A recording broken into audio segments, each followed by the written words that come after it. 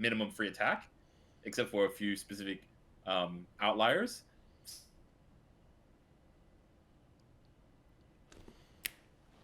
Awesome.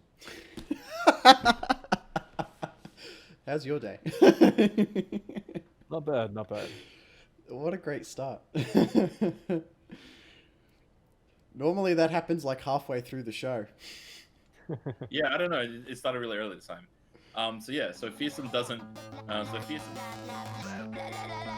Not exactly legal, but it is exactly awesome! So nightfall is the new mechanic for Shadow Isles. So if a card has a nightfall, it gains this effect, or it triggers this effect as long as that wasn't the first card that was played by you this turn. Played by you or just played in general? Played by you, right? Played by you, yeah. Yeah. So yeah, so Nocturne, what do we think? So on the like on the leveled up side, it's a 6/4. So it's got very similar stats to one of Victor's favorite cards, Does it? Basilisk Rider. Oh. Yeah. I don't know if it's one of my favorite cards. I just said on a pod this card fucks like 4 times. It doesn't have... Wait, Basilisk Rider is what, 5/3? It's 6/4? It used to be a 5/3 allegiance, give it 1/1. Now it's a 4/3 Now it's a 4/3 allegiance, You give got it nerfed. 1/1. Yeah. It has the same stats as Ash. It's a pretty good comparison. Ash has the same starting Oh, stats true. and level up stats. And they have a pretty similar game plan style, where they're just going to swing past blockers. Yeah. Fearsome's a lot less reliable. Yeah, so than- fearsome is a lot less reliable than elusive. Definitely. But yeah, the main thing with fearsome though is that typically it's very hard to trigger right now in the game because a lot of guys, like majority of guys from like what 2 onwards, basically all have minimum free attack. So yeah, so fearsome doesn't really trigger, doesn't really help that often in a lot of games so far, and that's I think because the minus attack effect hasn't really been implemented in this game, except for that one spider in Noxus, right? Yeah, Shadow Isles. And Skidderoo. super expensive 8 drop that gives -2 when it attacks. Oh, true. So yeah, so I guess it's pretty cool that they're now. This in effect is not necessarily just like Nightfall support, Nightfall like package, but it's also like fearsome support in general as well. Sure. Yeah, I mean, So also you yeah, have Frostbite, which is a sort of minus attack as well. That works with Fearsome to an extent. Yeah. I think I don't think he's too bad as a unit. I like that he has a strong on play effect. Giving at 4 cost, I think giving a guy vulnerable and reducing the attack of a bunch of dudes on its own is a really strong on play. A lot of champions don't get a really good interplay effect. It's normally there's normally some kind of condition you have to meet or some kind of additional support you have to put with it. It's nice that you get something immediately when you play Nocturne, and you could even do it on defense if you wanted to. I thought you were going to say that. All right, so I don't think that this is a particularly good card on defense, even though technically you can use it on defense, because don't forget it is a Nightfall effect. So it seems like right now the meta game, a lot of the times people are just open attacking. Open attacking. So in order for you to be able to use like Nocturne defensively, you first have to play something. Hope your opponent doesn't like straight up open attack you. You have to play something. Your opponent has to then not attack you again, and then you get to drop the Nocturne. You can use burst cards though for that. True. Also, there's the issue that his leveled up version does not have the vulnerable part, nor the play an effect. So Yeah. so it's like a bit weaker after leveling up. At least it doesn't give you the vulnerable. Yeah, that is a bit disappointing. How do you feel about the I know level? if he triggers himself yeah. -1 when he plays himself, he might. When you play a The unit, -1 give attack. enemies -1. Yeah? And that's every time you play a unit too, isn't it? Yeah. Yeah, And play not summoned though. Yeah, of course. Yeah. Otherwise, he would be broken if it was summoned. Like that would Yeah. be so freaking good. like Callista summons when Callista attacks would give -1. Um, that ghost card, the 2-cost one that makes 3 ephemerals, would give -3. Rekindler would give -2. I mean, it would just be an abusive card, but I think it's pretty fair at play. Yeah. Like Heroin would be OTK instantly. True, yeah. I guess it's going for some kind of win con where you have this guy on the board, and then you just keep playing units and dropping their attack, and you go for like a big massive swing. Yeah, that's the dream, right? Like it's an Ashe kind of play, but it's not as consistent as Ashe. And leveling him up, you need to attack with 5+ Nightfall allies. I personally think because like right now the Nightfall allies are not super strong. At least I don't think they're that crazy. Like the 1-drop is pretty good, but what are the other ones? What are the other Nightfall allies at the moment? Oh. So if you scroll down, there's a couple of them. There's a 1-drop 2/1 that gets +2 attack and fearsome. So Yeah, that's that probably one's the yeah. You got Doom Beast, which is a 3-cost 3/2 that Nightfall's drain 2 from the enemy nexus. Yeah. So that's a little bit meh, especially for free. A 5-cost 2/5 that has fearsome Nightfall gets it +1/+0 for every Nightfall. Every time you trigger Nightfall that game. Yeah, it's pretty bad. Which is underrated. And I think that's mostly it from what we've seen so far. So I think until better if there was a lot of good Nightfall units that are cheap, I think this card could be super strong. But I think at the moment it's underwhelming. I don't think it's gonna really see competitive play. Not in tier 1 decks. I think it's just a little bit too weak because of its level up condition. Because in order to get value out of him, you need to level him up. And to level him up, you have to play these units, and they're just not enough good ones, I think. But I think he could be super strong if there were enough good ones. It's a bit like Hecarim when you think about it, right? So like Hecarim, the only way you can level him up is if you're playing ephemeral units, and there's a couple of good ones, but you're jamming in a whole bunch of kind of not fantastic units in order to level Hecarim up. Exactly. And they all disappear. I mean, that's why he was played in non-level up decks back in the day. He was played in rally decks, and he was just being used for his double 3/2. And when he got the nerf to his 3/2s and buff to his level up, he saw no play. Yeah, and then he got nerfed again with his stats being decreased. He got a little bit less tankier. Yeah. But continuing on from Nocturne, his signature spell is Nocturne's Unspeakable Horror. It's a 2-cost fast spell. Drain 1 from anything. Shuffle a Nocturne into your deck. And Nightfall, create a random Nightfall card in hand. So I guess the best comparison for this card is draining that draining one. Yeah, Varfeast, yeah. So instead of getting a 1/1 spider, you get a random Nightfall card in hand, which I guess technically can include Unflip Nocturne. I don't think so. I've never seen a card generate a random champion. It's like Barkeeper can't generate champions, for example. You've got a lot of random generators that don't generate champions. Really? Okay. And Swiftwing Lancer can create a random elite in hand, but it can't create Garen, even if you're running Garen. Okay. Oh, really? Okay. That's interesting. I didn't know. Yeah, these cards couldn't create champions. Yeah. I think it's a really good card. I think the fact that you can go face with it is a huge deal, because on one hand you can have, like, you're missing 1 damage for lethal. Sure, it can do something Vile Feast can't. Second hand, somebody's getting lethal on you. A lot of times if you Vile Feast their unit, they can glimpse it. If you Vile Feast your own unit, they can use something to remove your unit, and they can deny the 1 HP heal. This is pretty much guaranteed 1 HP heal, so it can keep you alive a lot of the time. It also triggers off barrels. Yeah, I'm gonna add it to my barrel deck for sure. I think it's a really versatile card. Yeah, I play a similar deck to what you were running on stream just before, and I think I would actually heavily consider running this over Vile Feast, or maybe even run like 3 of this, or 1 Vile Feast, or 2 Vile Feast, or something like that. And it even triggers Plunder for Gangplank, if you really wanted to go in that direction. And it can generate some cards as well. I mean, if it's Nightfall, it gives you a free, like, I'd say 0.5 card draw, which is kind of nice. Yeah. Yeah, especially at 2 costs. So so seems like Unspeakable Horror is pretty good.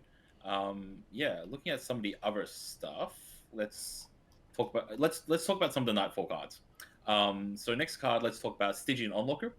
1 cost 2/1 Nightfall, give it +2 attack and fearsome.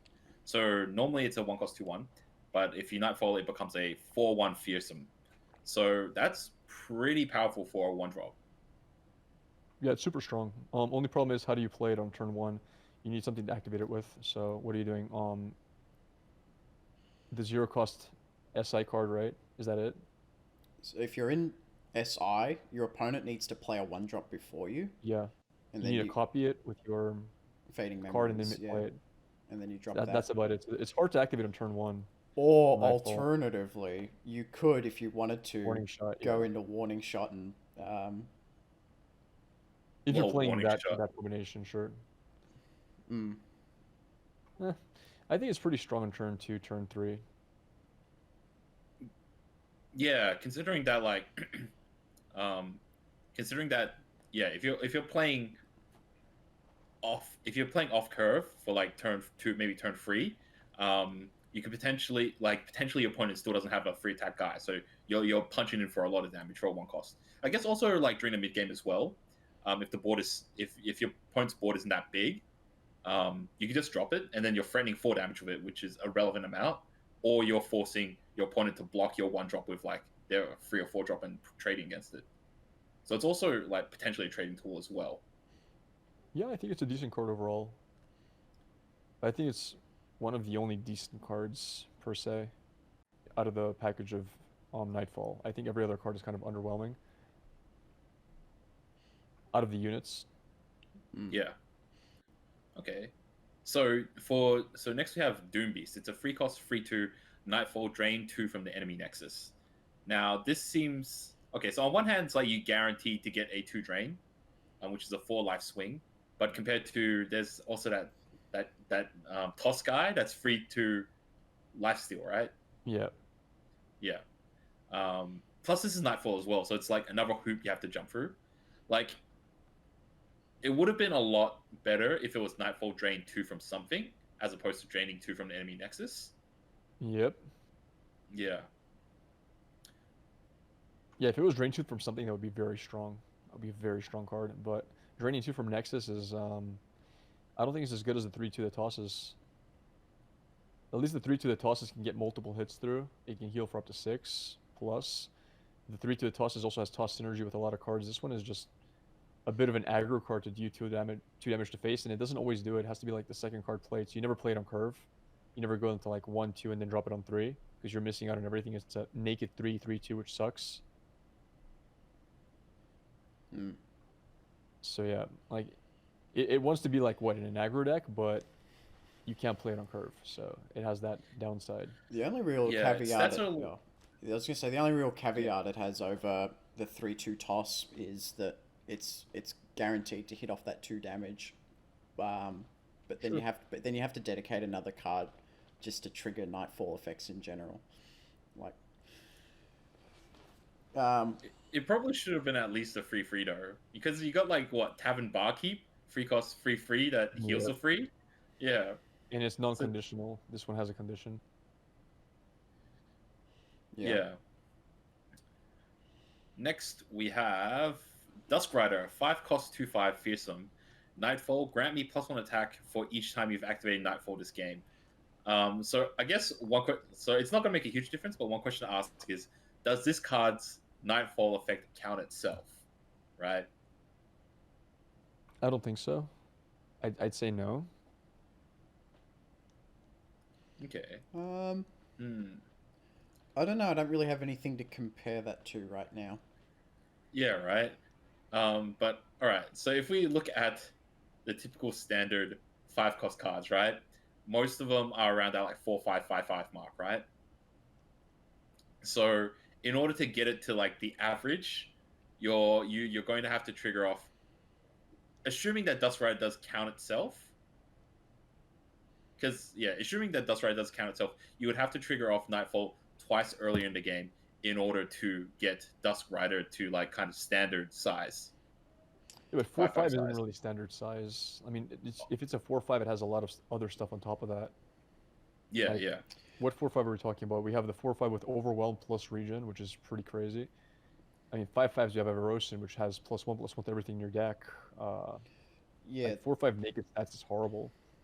5 cost Like cards. assuming that cost- Dusk Rider counted itself though, so that means Sure. it would be like 2 others plus this one. There'd be a 5/5 plus fearsome which then makes it average slightly below average 555. And fearsom's not exactly a fantastic keyword for a 5-drop to have, right? So you would have needed to nightfall, what, like So here's 3 the or 4 problem. times? You need Yeah. I think it needs to be like 6-5 to be valuable on the board, which means you need to get like 4 nightfalls off. Also, secondly, you need to activate nightfall to play him. So if you're playing him on curve on 5, you have to have like 2 or 3 mana banked to play something that's burst into him or a spell into him. So that's already already one card that's not going to be nightfall that has to be spent to play him. That means from manas 1 to 4, it's really hard to meet the condition to get enough nightfall activations, because every time you get a nightfall activation means you play 2 cards that round, right? Yeah. Yeah, so you're burning a lot of cards. With enough stats. Because you have to bank mana for him if you want to get his nightfall effect, or he's just a naked 2/5 with no nightfall. Yeah, that's true. Yeah. Like you can get him on mana 8, sure, for a lot of value, but not on 5. It's really hard to do. Yeah, plus all the setup and stuff beforehand. And at the end of the day, when you're getting to that stage of the game, having like an extra 1 or 2 attack doesn't make a huge difference. I mean, it can. Like a 2/5 trades with nothing, a 4/5 trades with a lot, a 6/5 trades with pretty much everything. Like they drop Garen, for example. You can trade as a 5/5. What are you going to do as a 4/5? Like you're just sitting there smiling at him. Yeah, true. But like, so his like, so if you trigger a lot of the conditions, he only becomes average. But if you trigger the conditions a lot, he doesn't become that significantly much better, right? So like, if you bumped it up to a 7/5 for 5, a fearsome 7/5 for 5 is still not that isn't a big payoff for all the hoops you have to jump through. It does, compared to what it does really feel like Riot have blue-balled us with nightfall cards though. Like they've shown off 3 followers and 1 champion that have nightfall and like 1 spell. You have to attack with 5 of them to level up our dude Nocturne. Well, you don't actually have to play 5 nightfall dudes. You just have to attack more than with once 5 the same one. But look at the nightfall cards; they're all super low HP. 3/2, 2/1. True. Yeah. Yeah, I think they have a really hard time surviving their own turn. There simply have to be more nightfall cards coming if they want to make it work. I don't think there's enough there to begin with right now. So we have to see something else. It's funny. There's probably some sort of epic nightfall card coming in though. Probably. Possible. Yeah, I guess they haven't revealed any epic card for it. It's like I remember when they revealed the like these cards on the bottom, the followers. Everyone was like, really like, oh man, these are kind of okay or to bad. Man, we're really hoping this Nocturne ties the whole thing together. And then it turns out these cards were supposed to tie Nocturne together. It just didn't quite. It just doesn't look that strong. It's a very expensive package. You know, you have to spend the amount of cards you have to spend, and then they're not even like sticking around very long. Yeah, like it depends though. Like maybe, I think what Nightfall needs is it needs the equivalent of like a warning shot. So they need like a 0-cost burst spell that does something super minuscule just in order to trigger off like fearsome effects. Sure. The Nightfall effects, yeah. I think that's what it needs. But yeah, who knows? It might Zero cost, double your next Nightfall effect or whatever. I don't know. Something just that works. Okay. Yeah. Yeah, but it would probably need to rely on that card existing, and then ideally it would probably need some sort of Nightfall card similar to, what's that 3-cost Bilgewater card that gets you a warning shot? It would probably 4-cost Yordle. Yeah, Nightfall would probably need something like that as well. You've got the 1-cost Shroud of Darkness. I mean, it's a 1-cost, but I think that's the idea behind it. True. Okay. Yeah. Okay, let's talk about Shroud of Darkness then, right? So Shroud of Darkness, it's a 1-cost burst spell. Next time you summon ally this round, give it +1 attack, and spell shield this round. So yeah, so far from what we've seen, this is kind of like that warning shot type effect.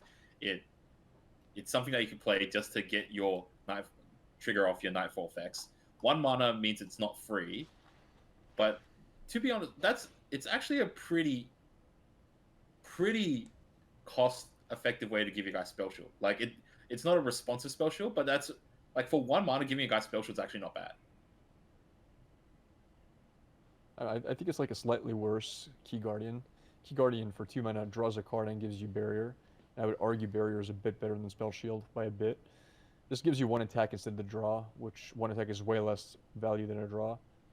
I think this card is going to see maybe niche use in, Nightfall decks, and maybe in some elusive decks, because we know that there are going to be elusive decks with Shadow Isles coming out for sure. And maybe you do want this on some really big hitters. It gives them +1 hit, which is pretty important in an aggro elusive deck. Plus, it gives spell shield to protect your face damage. So maybe that deck also runs it a bit, but other than that, I think it's going to be pretty niche.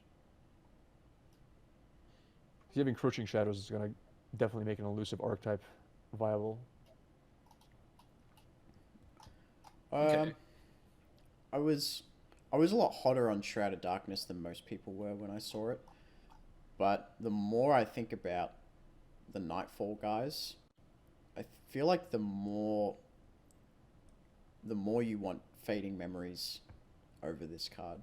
It's better. Because it costs 0 and it gives you a lot of options. You can just you can keep putting more Nightfall guys back in your hand. Sure. So you can keep playing them. And you're triggering off more Nightfalls. You're getting closer to that Nocturne level up way quicker. Seems like it's accomplishing quite a lot in the deck. There's probably potential to play like both that and Shroud in the deck, and I don't mind Shroud for what it is. I think playing Shroud before your Nocturne is fine on its own. Plus, like, he gives a guy vulnerable. He runs him into someone. You run him into someone, and like he's probably protected by the spell shield against like some form of fast speed removal. I think it's fine as an idea. He does still get beat out if your opponent like buffs up the guy you pull, which is a risk that you're kind of taking. But I don't mind Shroud, but it seems like Fading Memories is a way better option for triggering Nightfall. And I think just with like the hand issues Nightfall's going to have in general, it's always going to be really low on cards. That does seem true, yeah. But they do have Stalking Shadows. Oh man, Stalking Shadows. 2-cost burst spell. Pick a follower from the top 4 cards of your deck. Draw it, then shuffle the rest into your deck, then create an ephemeral copy of it in hand. So that's actually pretty cost effective, right? So you're getting +1 cards for a 2-cost burst spell. Admittedly, even though one of them is ephemeral, and you are you're filtering the top 4 cards of your deck, so you do get to dig a little bit for it. So it's actually not bad. I think it's really strong. It can't be used in every deck probably because there's a lot of decks that run a lot of spells and champions, so there's a good chance you only have like 1 follower, so you're not really getting to choose which follower. It's like draw a random follower and make an ephemeral copy. And there's also times where you're just going to whiff and you're not going to have any followers in the top 4 if you run a very spell heavy deck with champions. So there's a chance to fizzle as well. But for decks that it is good and it has a lot of followers, yeah, definitely huge value, especially stuff like elusives. And you get even double value. You get like double value if you combine it with Encroaching Shadows, because then every card already is an ephemeral, so you don't really care that you're making ephemeral. Is just 2 mana, draw 2 cards of your choice of the top 4, which is pretty amazing. I think the card is going to be pretty insane in some decks, and the fact that you can tutor for specific cards and throw away other cards is really, really good. You can dig for champions. You can, well, not really dig for champions, you can't dig for champions because it says a you follower. can throw away cards that are not champions. Theoretically, yeah. I mean, no, forget that part, but yeah. You can dig for cards you need, for units you need. Man, it'd suck if you only found spells and champs on the top of your deck, but it's... Yeah, you don't run into that kind of deck. I know. There's not a lot of that. it'd be pretty consistent to find I you a like it in follow. elusives. I think it's super strong in elusives. And Green Glade Duo, 2-1, getting an ephemeral copy of it is amazing. You just drop the first one, you drop the ephemeral when they buff each other. If you're already pre-buffed with Encroaching Shadows, that's like, imagine you have Encroaching Shadows times 1 casted. Green Glade Duo is what? She's a 4/3. So you get two 4/3 Green Glade Duos. The first one's a 4/3. The second one is a 5/3. That's already 9 damage to face. You drop one more 1-drop, and all of a sudden you're doing like 13 to face, 14 to face. It's super strong in certain deck archetypes. Yeah. I think the card is very powerful. And there are people already fooling around with that kind of Green Glade Duo Shadow Isles pairing with things like Haunted Relic, really cheaply putting a whole bunch of dudes on the board, and your Green Glade I've goes made up decks like with it. 3 extra attack. For sure. But Encroaching Shadow is going to put it all together. Yeah. It's going to be absolutely insane. Because the 2 HP is a huge deal for elusives. The thing with elusives is they die to pings, they die to Vile Feasts, they die to avalanches, they die to Withering Whales. All of a sudden, every single elusive, even though it is ephemeral, getting +2 attack, but also +2 HP is almost guaranteed face damage. It's pretty crazy. And if you're running this in what is going to be an Ionia SI deck, you also have a lot of play around to stuff like Ruination. You're going to run 1 or 2 denies. I think that deck might be absolutely broken. We're going to have to wait and see how it turns out, but it's going to be a cool deck. For those of you listening at home, Encroaching Shadows is a 4-cost burst spell. Grant all allies in the deck and hand +2/2 and ephemeral. I figured I should mention that because we've been talking about it quite a bit. Yeah. I didn't notice the in deck part, but yeah, that's pretty nuts. Yes, if you somehow manage to be able to cast 2 of these, though, that's pretty insane. And I mean, why not? Why wouldn't you be able to? The SI elusive deck really it punches you down a little bit early, but it's always got this massive like 15 damage swing turn around like 4, 5, and 6, and it just it absolutely claps.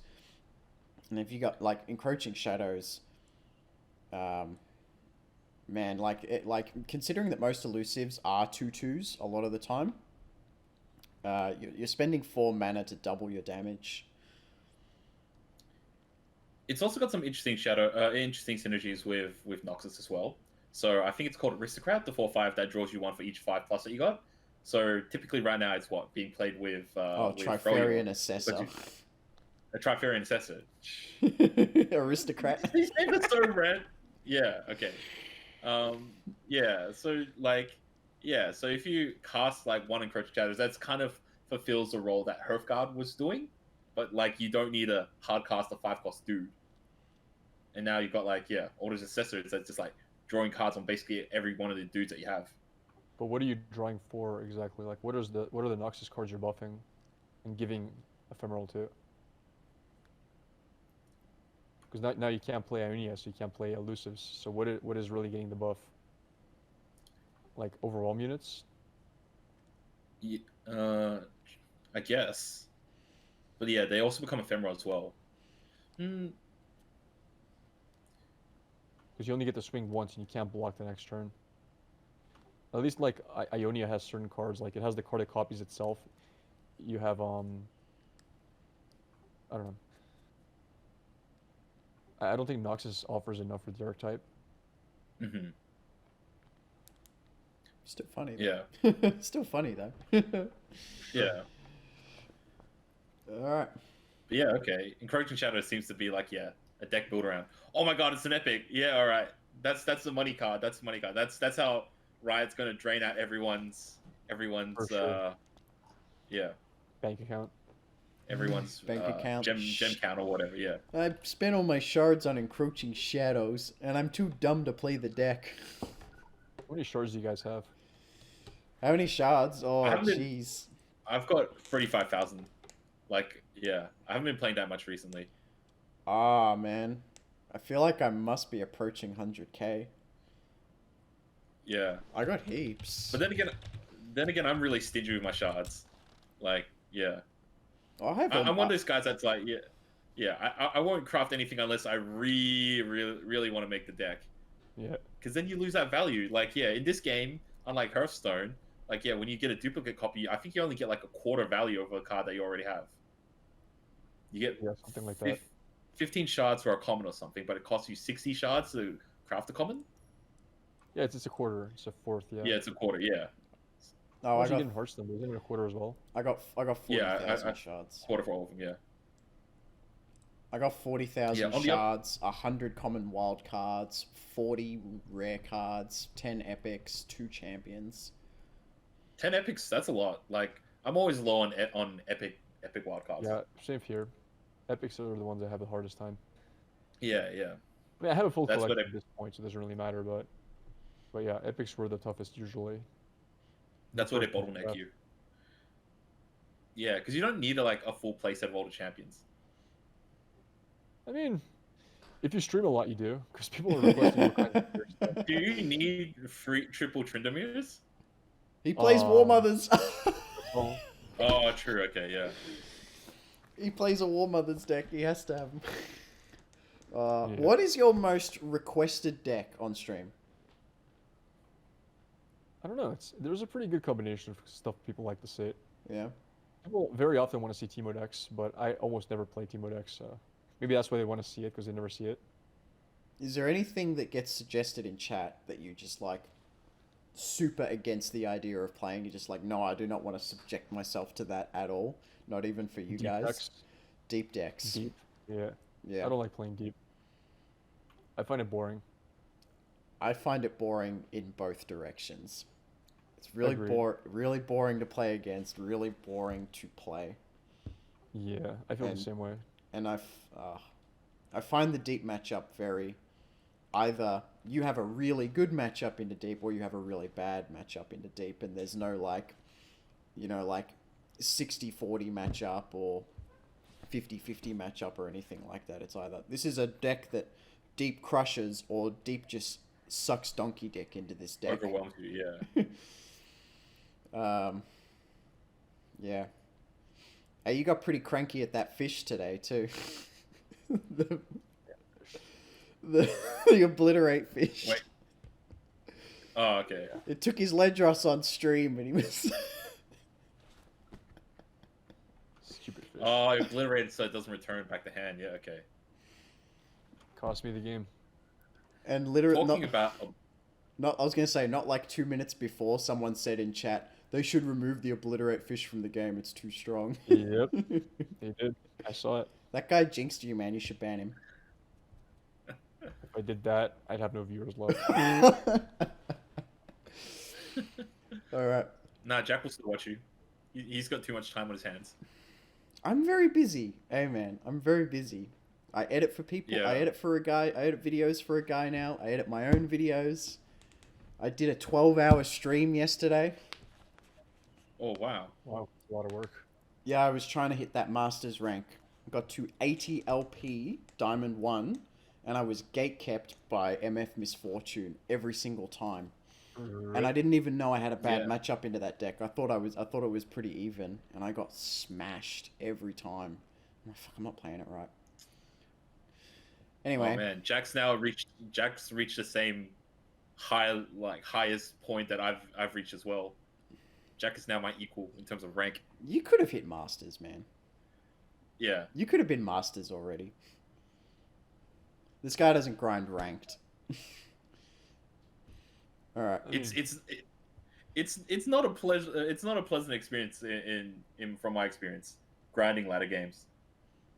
I never considered grinding. I just play meme decks. Just keep playing him, keep playing him, keep playing him. Okay. Yeah. All right. But yeah, talking about obliterate, passage unearned, free cost fast spell, obliterate all units that were summoned but not played this round. So, like, I don't like Grapplr. Have you played any other like actual card games or stuff, or do you have a TCG background? Yeah, this seems like a side deck card. So it's like one of those cards that's just like super useful in certain matchups, but in other matchups just like does absolutely nothing. Sure. Yeah. I So for those of you guys that are listening online that don't know what a side deck is, so in card games, usually you have your main for like 40 or 50 or 60 card deck, but then you usually have like a pool of like 10 or 15 cards. So when you're playing a best card free, you can switch cards in between rounds. So yeah, you usually have a couple of cards to deal with specific things in certain matchups to tech against. So yeah, so Passage Unearned is a card that's really good in certain matchups. Probably like what, Spiders, Ephemeral. Harrowing. What else would it be good against? Harrowing. Good into harrowing. Yeah, but then in certain other matchups, it's like completely useless. It's even pretty hilarious into like Rekindler. They keep like bringing their like Anivias back with Rekindler or whatever, and you just keep like, ooh, Passage Unearned, Passage Unearned. But there's just so many like matchups where this card just does nothing. Yeah, and like all the like honest like play dudes matchups, right? So against anything Demacia is pretty much useless, right? Arguably, the Lux deck, this is decent into because it runs like Remembrance. So like if they're popping out these, even like remember Lux Karma. Lux Karma would play like a Remembrance, double up Remembrance. Suddenly they've got 2 Radiant Guardians on the board because RNG. And you're just like, ooh, Passage Unearned. See you later. Yeah. But like, okay, also this is a card that's also in Shadow Isles as well, right? So what sort of matchups does Shadow Isles struggle against? And is it something that Passage Unearned would actually help it against her? I'm gonna defer to Grapplr on this one. Because like Shadow Isles, a lot of Shadow Isles archetypes. You have ephemeral Shadow Isles, you have control Shadow Isles, you have probably now coming up elusive aggro Shadow Isles. Depends which one. I think their matchups are way different. True. Like, because fundamentally Shadow Isles, from my experience, has always been one of the regions that's best against aggro, right? Sure. Yeah. So you don't really need anything else to deal with aggro because you already got such a good matchup against it. But so what? It'd be like sort of mid-range decks that sort of spam summon units, or late game control units that can summon units. So I guess it's okay against like Rekindler sort of stuff. I think Passage Unearned is a really good one in control decks.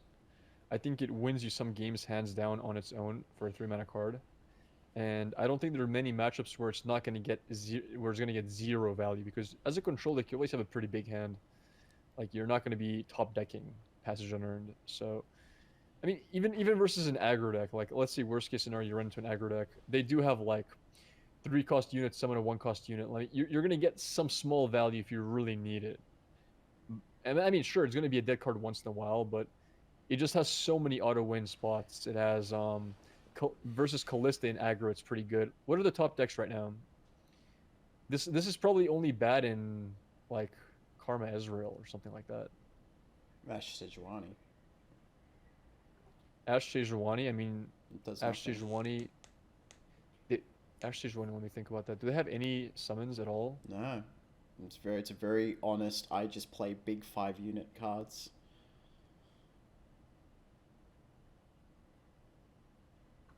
Yeah, Ash Sejuani is pretty bad. But yeah, it is good versus a lot of things. Harrowing, it auto wins versus Harrowing.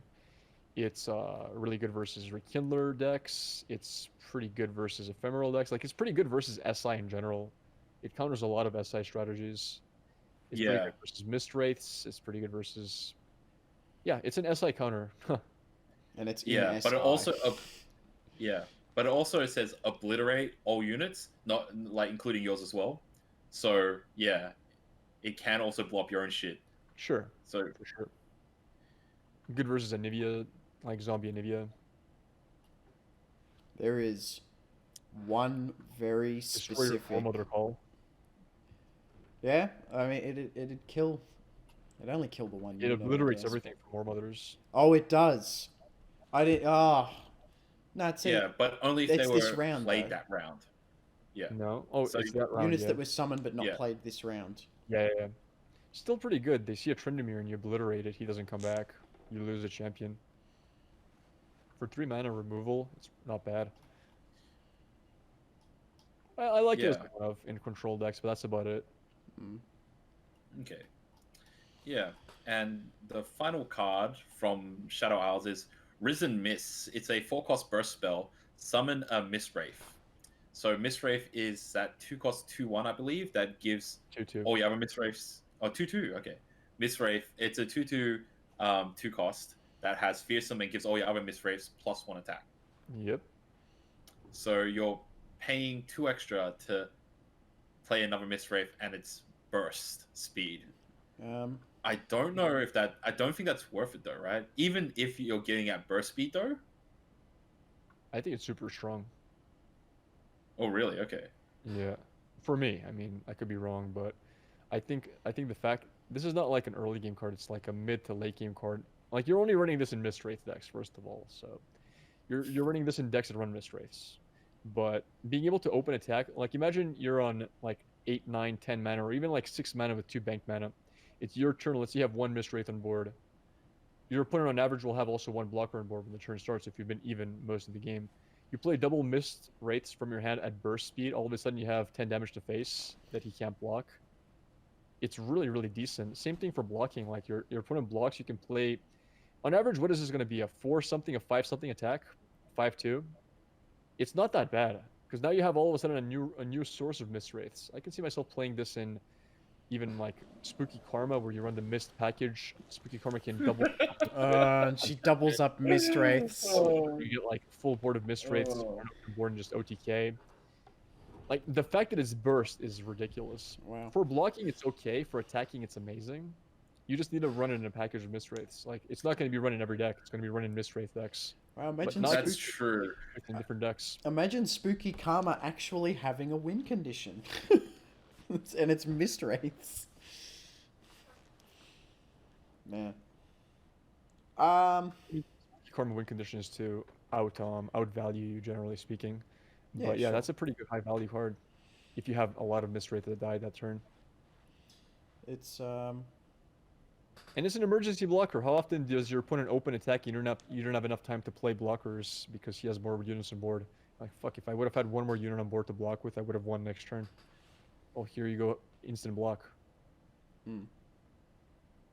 it's I think it's a premium cost, but it is obviously it's summoning you a card that gets better the more times that particular unit's been played. Like it's never a 2/2 though. It's like a 4/2, That's what I mean. 5/2. That's what I mean. It Yeah. can, it like it's coming out. Like some people might look at this and go, "Oh, it's an expensive jury rig," but well, it's not coming out. It's not coming out 2/2 or 1/1 or anything like that. This can come out, and in some cases, this might even trade with like some champions. For sure. Not in some, a lot of Surprise! cases. Yeah. It's also buffing your board as well. Like, let's say he has a Sejuani 5/6, and you have a 4/2 Mist Wraith on board. He open attacks. You play 2 of these. All of a sudden, you have 3/6/2s on board. One of them kills the Sejuani. The other ones are blocking for way more than he expected for whatever else he has. It can be a pretty good card. And that's just for blocking. I think the main strength here is open attacking. They also have fearsome. They're not chump blockable that easily. Like you can't block 2 of these with 2 spiderlings. I like the Alright, card. It's gonna be super strong. That's it. So Miss Wraiths, like Miss Wraiths like joke deck. Just get up to turn 4, play Miss Caller. Turn 5, like double Risen Miss, and then swing in, open attack. Sure, you could. If you have 3 mana banked, opponent's turn you play Mistcaller, turn 5 you double Mist Wraith, and you're doing like what 10 damage to face. You can't block all of that. That's way too many units played in burst. It can be a lot of damage. I mean, sure, it requires that kind of hand, but it doesn't have to be in turn 5. You can do that any turn as long as you had Equilibrium on board. Like when you start a turn, it's usually very even. How many units you have attacking, how many has blocking. Playing 1 or 2 extra units on burst is really strong, especially if they're more than 1 or 2 attack. It's a lot of face damage. Okay, yeah, you turned me around on this. Plus, it's a common, so anyone can afford this joke deck. True.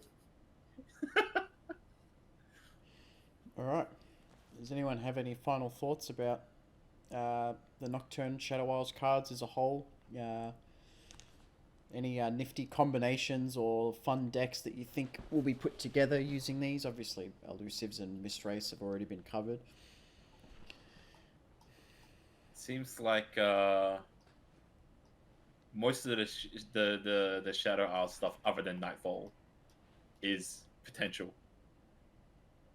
Yeah, for sure. I think there's a lot of different decks a lot of these cards can fit into. I think we're going to start seeing maybe Wraiths in some decks that they didn't usually go into, maybe even some control decks. I think the one Drain card is pretty decent in some decks as well.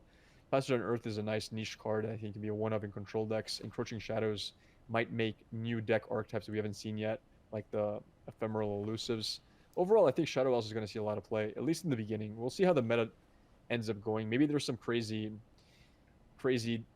counter decks to this that we haven't seen yet from maybe Leona or somewhere else that can block all of this crazy damage and slow it down and then just win the late game. But yeah, I like where Shadow Isles is going. I think it's pretty cool. I just think the Nightfall package is super weak. But we'll see. Maybe more Nightfall cards come out and all of a sudden it becomes good. Yeah, I wouldn't be surprised if there's some sort of epic Nightfall card that brings it all together, just like how there's that rare Daybreak card that makes all the cards like Daybreak. Yeah, it's possible. Yeah. Okay. Well, I got to bail though. I don't have really much time left. I got like maybe 3 to 4 minutes left. Oh well. Well, that's fine, man. Jackson, you can do the farewells. Yeah, absolutely. I was just about to ask if you needed to duck out, but thanks heaps for coming on again. I really appreciate it. Hey, no problem, man. It's always a fun time having a cool guy like you coming on the show. Yeah. Would you like to hear a bad joke before you leave? Let's hear it. All right. I'm going to defer to Alexa on this one.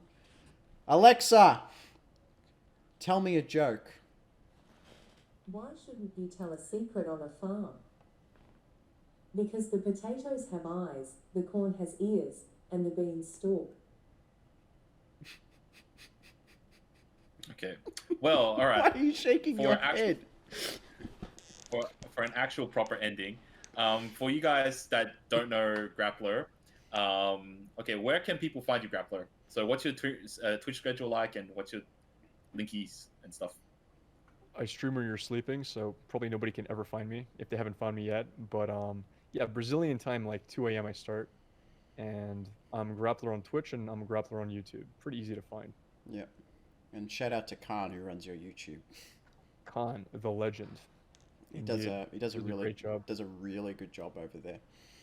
All right. He does. Anyway, thanks for coming on, and hopefully we'll talk again. Nice soon, hanging out man. with you guys. I'll see you in the fun. stream. Bye. It's nice meeting you. Same here, Catch man. you later. Have a good podcast.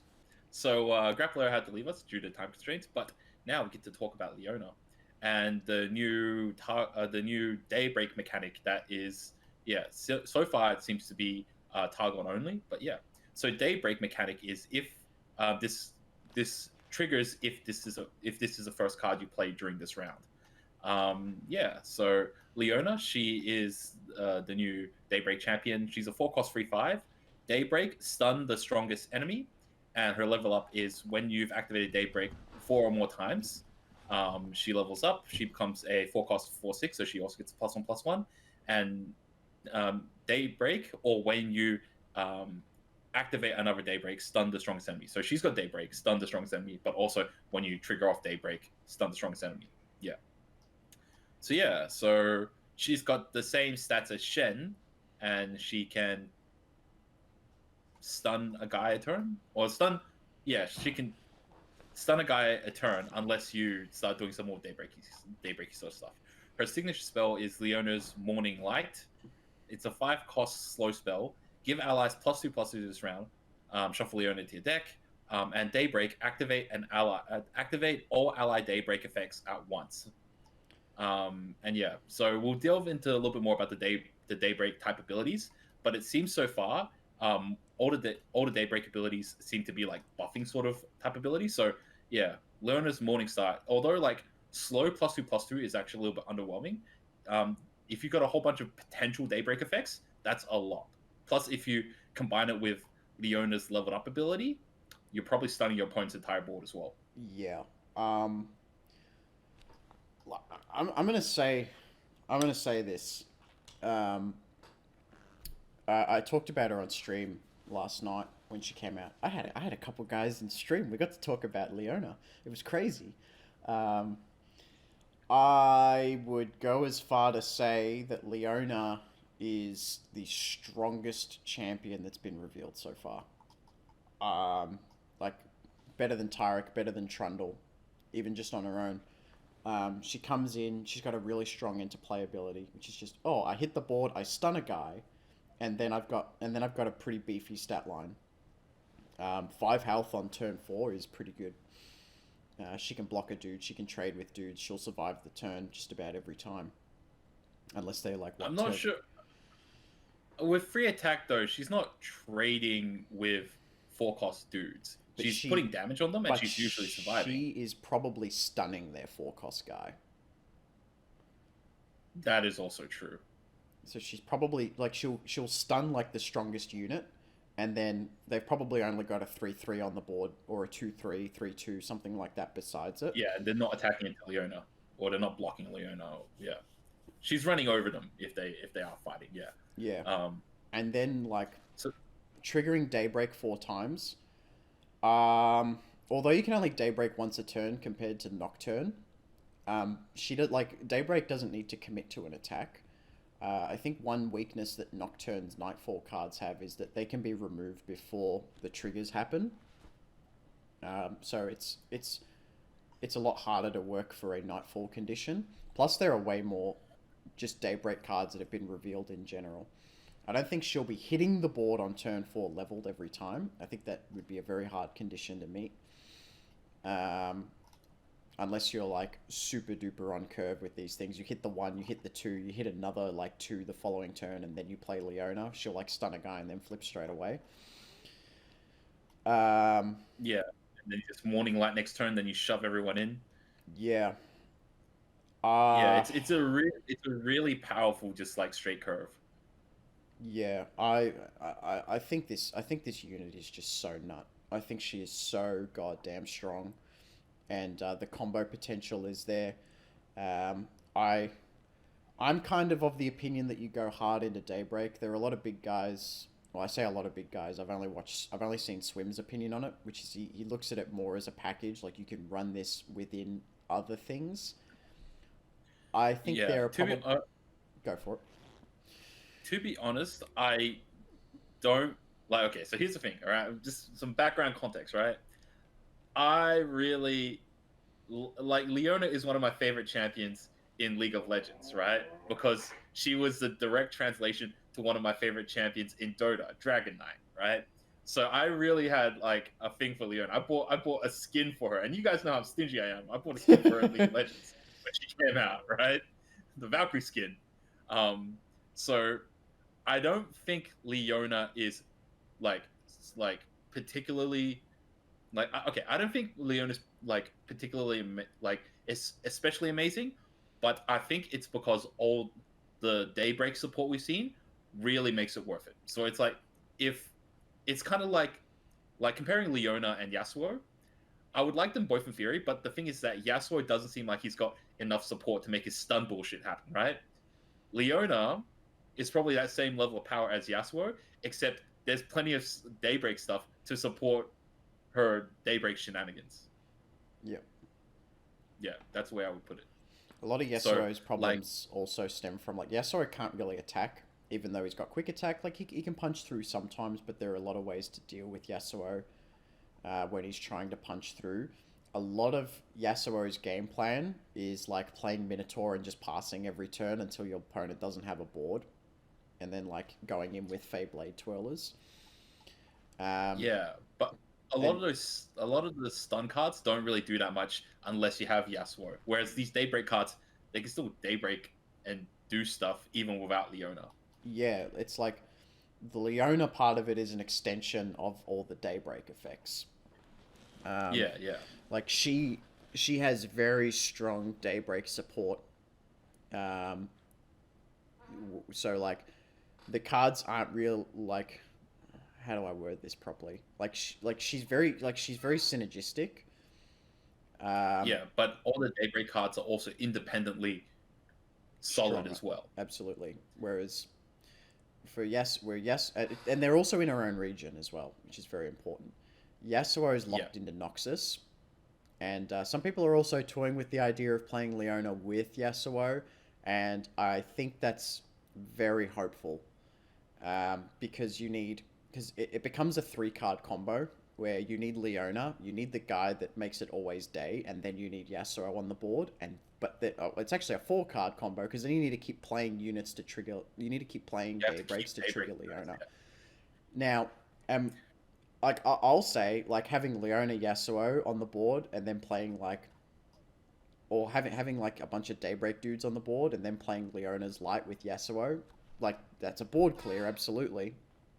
But at a certain point, if you're playing Leona's Morning Light and you've got that many units on the board, do you need Yasuo to clear the board, or can you just punch the face and win the game? Yeah, right. Plus, like, oh yeah, with Leona, all your daybreaks become a stun. But yeah, like in the Yasuo deck, you've also got the spider that stuns as well, right? So you skip the whole Leona middleman, and Leona has to be leveled up in order to do that, right? So, yeah. So I think it feels like win more to the Yasuo. Yeah. Yeah, and I think there are very important tools in Noxus that Yasuo just can't live without, which makes the Leona stuff gimmicky and probably fun if you trigger it all off, but not anywhere near a competitive level. Yeah. So I don't think we can really sort of fully talk about Leona's power until we start talking about some of the daybreak cards, which are required in order to get full value out of it. Absolutely. So let's start off with Raven Daylight Spear first, because I think that's the next card that ties this all together. So he's a 5-cost 5/5. He's Daybreak, create a random Daybreak card in hand, and then it says it's always day for us, right? Which, like, it's kind of flavor text, but okay. So it's really, you shouldn't have flavor text. Like, you shouldn't have flavor text like this, right? It should always be just like text that says what it actually does, or have flavor text, right? I said that yesterday. Like, in a normal card game, this line of text, it's always day for us, is just flavor. It means nothing. At the very least, the day part of the card should be yellow. Yeah. And the flavor text is usually in italics or like somewhere a little bit smaller or whatever. But people are interpreting that to mean that all your cards will trigger Daybreak. Has Riot confirmed that? Like, the part that says it's always day for us. I don't know, but I'm going to assume that is definitely what this card does. Yeah, right? Without a doubt. So it's a 5/5 without any keywords that creates a random card, a random Daybreak card, which is okay. So that's not inherently itself making it particularly strong, but the fact that it makes it always day, so your Daybreak effects always trigger, that is potentially pretty strong. Yeah. You can start playing Daybreak cards on top of each other. Yeah. And that means Leona's effect becomes much more potent. Yeah. Because, so the thing is, without this guy, once you have Leona on the field, it still takes you ages to trigger up your Daybreak effects, right? Because you can only effectively trigger off one Daybreak a turn. But if you have this guy, you can, like, level up by just, like, stacking the 1s and the 2s together, right? And then they all trigger off their Daybreak effects. So that is so this is probably the card that sort of ties it all together. It gives you late game options with your early game Daybreak cards, right? Because without this guy, it'd be like, oh yeah, if you can't carve out a good enough Daybreak for the turn, it's like, you're wasting your Daybreak on, like, the 2-drop or 1-drop, right? So he seems like a pretty good support card within this. Anything else you want to add? Not really. I was gonna say, like, the always day part of the card I think it could be interpreted two ways. I think it just means you can trigger Daybreak every time you play a card. It could also potentially mean, because I don't know what Riot's confirmed about this, if anything, it could also potentially mean that they retain their stats instead of until the end of the round. Yeah. Yeah. It could potentially mean that, but I'm kind of right now going off the assumption that it lets you play these dudes on top of each other to keep triggering its effects. I think he's a very strong card, because I think like 5/5/5, which is like it's like Hearthguard stats, and then Hearthguard does something when you play him, but then you need to wait till you draw a card before you like start seeing the proper effects of it. Otherwise, like 5/5/5 is a decent stat line, but you're normally expecting 5/5/5 and then either a really strong keyword or combination of keywords, and or alternatively 5/5/5 and a really strong effect. This guy gives you a daybreak like straight away, so it's already like put something in your hand, and that doesn't necessarily have to be a unit. It could be a spell, because there are daybreak spells in the game. So you could even play something right after dropping this guy, or even if you drop him on 6, you can follow him up with a Solari Soldier, and you've got a pretty good board there. So I think he's a really good and really important piece to the archetype, and they're probably I think he's absolutely necessary to make it all work and come together. Yeah, of course. Yeah. So next let's talk about Solari Soldier.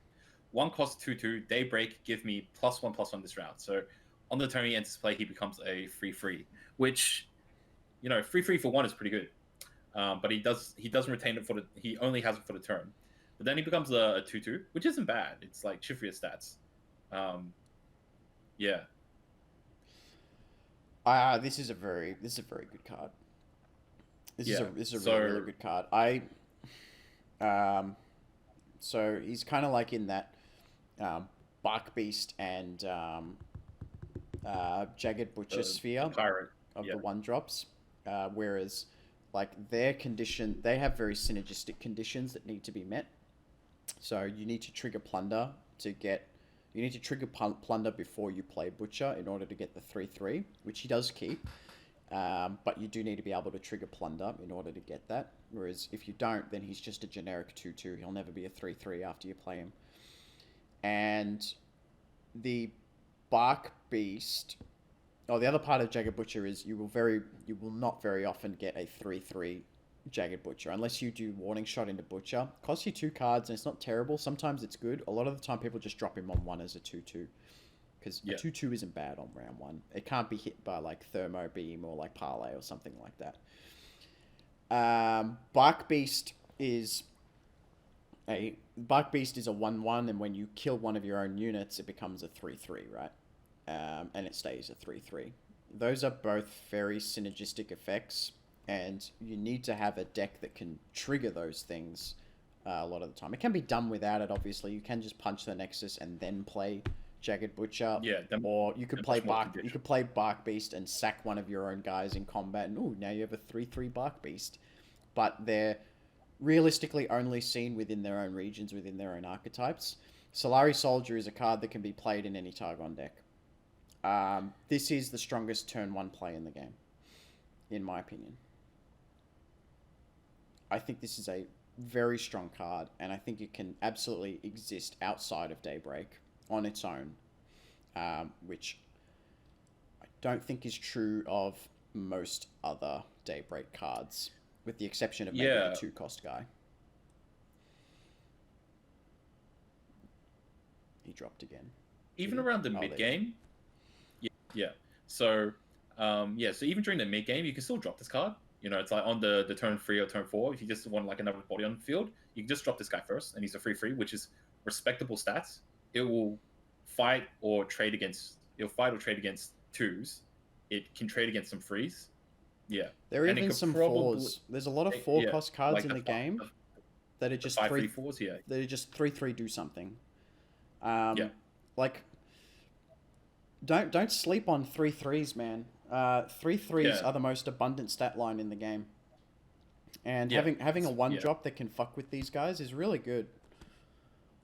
And your opponent probably doesn't want to trade with it, right? So if you're like dropping this on like turn 3 and you're swinging in with it, your opponent's going to be like, oh yeah, do I want this to trade against my 3/3, or do I just let the 3 go to my face and then deal with a 2/2 next turn, right? Yeah. So that's another component to look at it as well.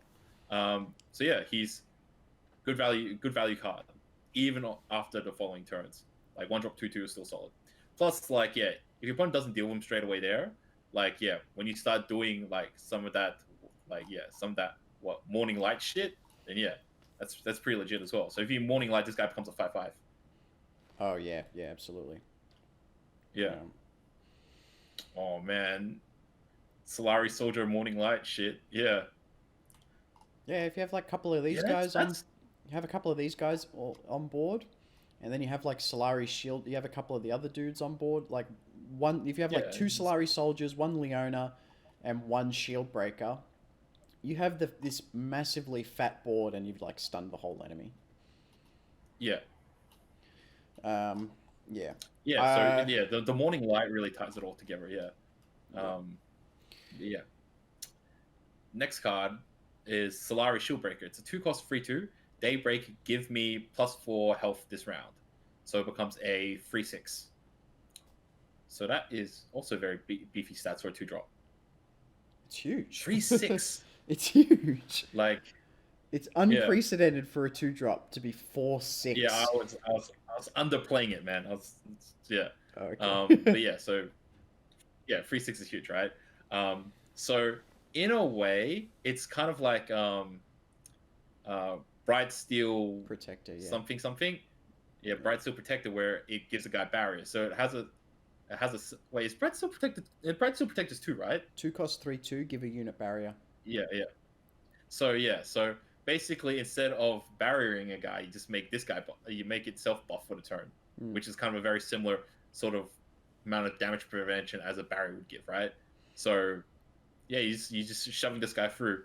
You shove this Solari Soldier in turn 1, then turn 2 you can just like shove Solari Shieldbreaker bearer through. So Because yeah, Bright Steel Protector is only better than this card in like in synergistic fashion, because it has to give a barrier to another card. You're normally giving barrier to like the turn 1 bird or something like that. Yeah. You play bird, and then second turn you play the dude and you run it into their like 2-drop, and then you punch 3 damage into the Nexus. But there are situations where you don't have the 1-drop and you don't have another 2-drop that you can play. So a lot of people, and it's just a 3/2 vanilla. a lot of people are just dropping a 3/2 vanilla because they have no other option and they don't want to take like a hit to the face or something like that. Because obviously Demacia a lot of the times needs a board state in order to work. Even all their combat tricks in Demacia are all very much dude orientated. Yeah. Dude orientated. Yeah. Having this guy come out and be 6 health, like this is the only 2-drop in the game that beats like Curse Keeper into Butcher. Oh yeah, it does. Like Curse Keeper's dropped down to 3 health now. Yeah. Yeah, and it survives, into the Escaped Abomination. No other like so few units survive running into Escaped Abomination. Like, this is pretty crazy. I will admit, a lot of the time, Escaped Abomination's being played with the 3-drop now. That sacks a unit summon 2 saplings. For the two ones, yeah. So you don't see like Curse Keeper Butcher anymore. But if we were still in the age of like Curse Keeper Butcher turn 2 every time, like, this is the nuttiest freaking card in the game on turn 2 as well. Yeah. And then just anything, like, how many 2-drops in the game are trading and surviving? It's not a tremendous amount, because 2-drops are either 3/2 or 2/3 a lot of the time. So it's either you play 2 dudes that will trade with each other and die, or you're playing 2 dudes that will trade with each other and they'll both survive, because a couple of 2/3s going into each other will survive, but a couple of 3/2s going into each other will die, and a 3/2 and a 2/3 going into each other will die. Like, he just trades positively with everything on the turn he's played. Your opponent just has to pass if you drop this. Yeah. You just gotta take 3 to face. Yeah. He's good. I like this card a lot. And then, triggering your Daybreak again with Morning Light, getting what's that, 5/8? What are you gonna do about a like what are you gonna do about a 5/8? the morning light part doesn't really help it out because it's not like when you morning light, you're gonna be pushing through. Yeah. So the plus one health is completely irrelevant. Yeah. Yeah, But that's yeah, Tarkaz but- stats. yeah. So it's massively strong stats. Yeah, it's really quite good. And even on the following turn, it just becomes a regular 3/2, which is still fine. Yeah. So it's like, yeah. So basically, most of these guys are just like, yeah, they're either going to stop attacks or they're going to punch straight through. Yeah, and he can hit And then on fearsomes. following turns, and then on following turns, they're just regular sized dudes. Yeah. But yeah, talking about the one exception I feel is Sun Guardian. It's a 6 cost 4 free, so it's significantly below the curve. It's Overwhelm, and Daybreak give it +4/+4 for the round. So on the turn it enters plays, it's an 8/7 Overwhelm for 6. But otherwise it's a 4 free, and a 4 free is like what? 3 cost 4 cost stats. If you consider that it's got Overwhelm and maybe it's like a 4 cost card base stats, and then Daybreak comes all right.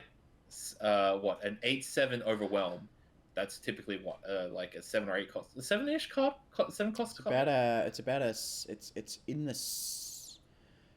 it's probably somewhere between 6 and 7. Like if there was a 6.5 cost, there is a card in Freljord that's very similar to this. The Alpha Wolfclaw, which is a 7. Oh yeah, 6, 7/6, 7/6 and it's got Overwhelm. Overwhelm.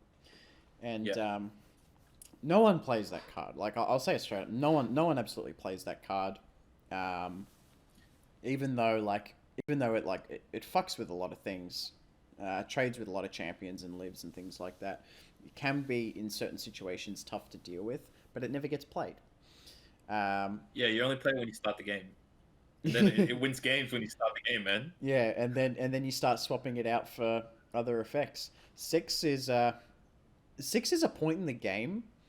So like after turn 5, you kind of stop playing dudes for their stats and you start playing dudes for their effects. Game ending potential, yeah. Game ending potential. Oh yeah. And strong effects and things like that. You can Yeah. still get a lot of beefy dudes after that point. After the turn 5 point, but you're expecting. But you need more than just stats, yeah. Yeah, you're expecting a little more. Yeah, I think in the case of Sun Guardian, they tweaked it. They made the Daybreak part a little bit too big and its base stats a little bit too small. So I think, like, because when you look at Solari Soldier and Solari Shield Bearer, their base stats are on curve, and then their Daybreak effect puts them way above curve, right? Yeah. Or just, yeah, puts them, yeah, for Shield Bearer it is. But Sun Guardian, its stats are way below curve, and Daybreak makes it only a little bit above curve. Its low's yeah, too low so- and its high's not high enough. Yeah. So like but it's like it's also got Overwhelm, which is like a very game-ending type effect as well, that not many units have. Yeah. I find the saving grace of Sun Guardian really only being Leona's Morning Light. But even then, I wonder if you even like, is 6 too late? Because then you can't play on turn 6. You can't play them both. And the other thing about it is you can't open attack with Sun Guardian. You have to develop into it to get the Daybreak. Unless it turns out Raven Daylight Spear, It's Always Day for Us means he keeps those stats forever. Whereas, like I said, I think it's the former, not the latter. Yeah. It's probably a lot better then, but it's definitely not a 3 of in a Daybreak deck. It's completely unjustifiable to run this as a 3 of. Yeah. Yeah. I wonder if it's a bait, but yeah. But also, like, the only upside to its Daybreak effect being really big is that if you do trigger off its Daybreak again using Morning Light or something, you heal a lot more. Yeah. Yeah, because you're healing 4, right? So I guess technically it's like, if you've got... Alright. If you've got Sun Guardian. You can, if you're on defense on 6, you can drop Sun Guardian on defense, and you got like an 8/7. Your opponent can't like trade against that, so they can't attack with like some of their guys because you got the Sun Guardian for defense. Yep. And on the following turn, that's when you do like Morning Light, and then you punch back. Yeah. With all your big guys. Yeah, it depends on your curve. Like, yeah. Because if you were to bank mana and then into Sun Guardian, you'd need like what? On turn 8 or something. Yeah, you need turn 8 to do Sun Guardian and Morning Light. And then that's kind of getting late.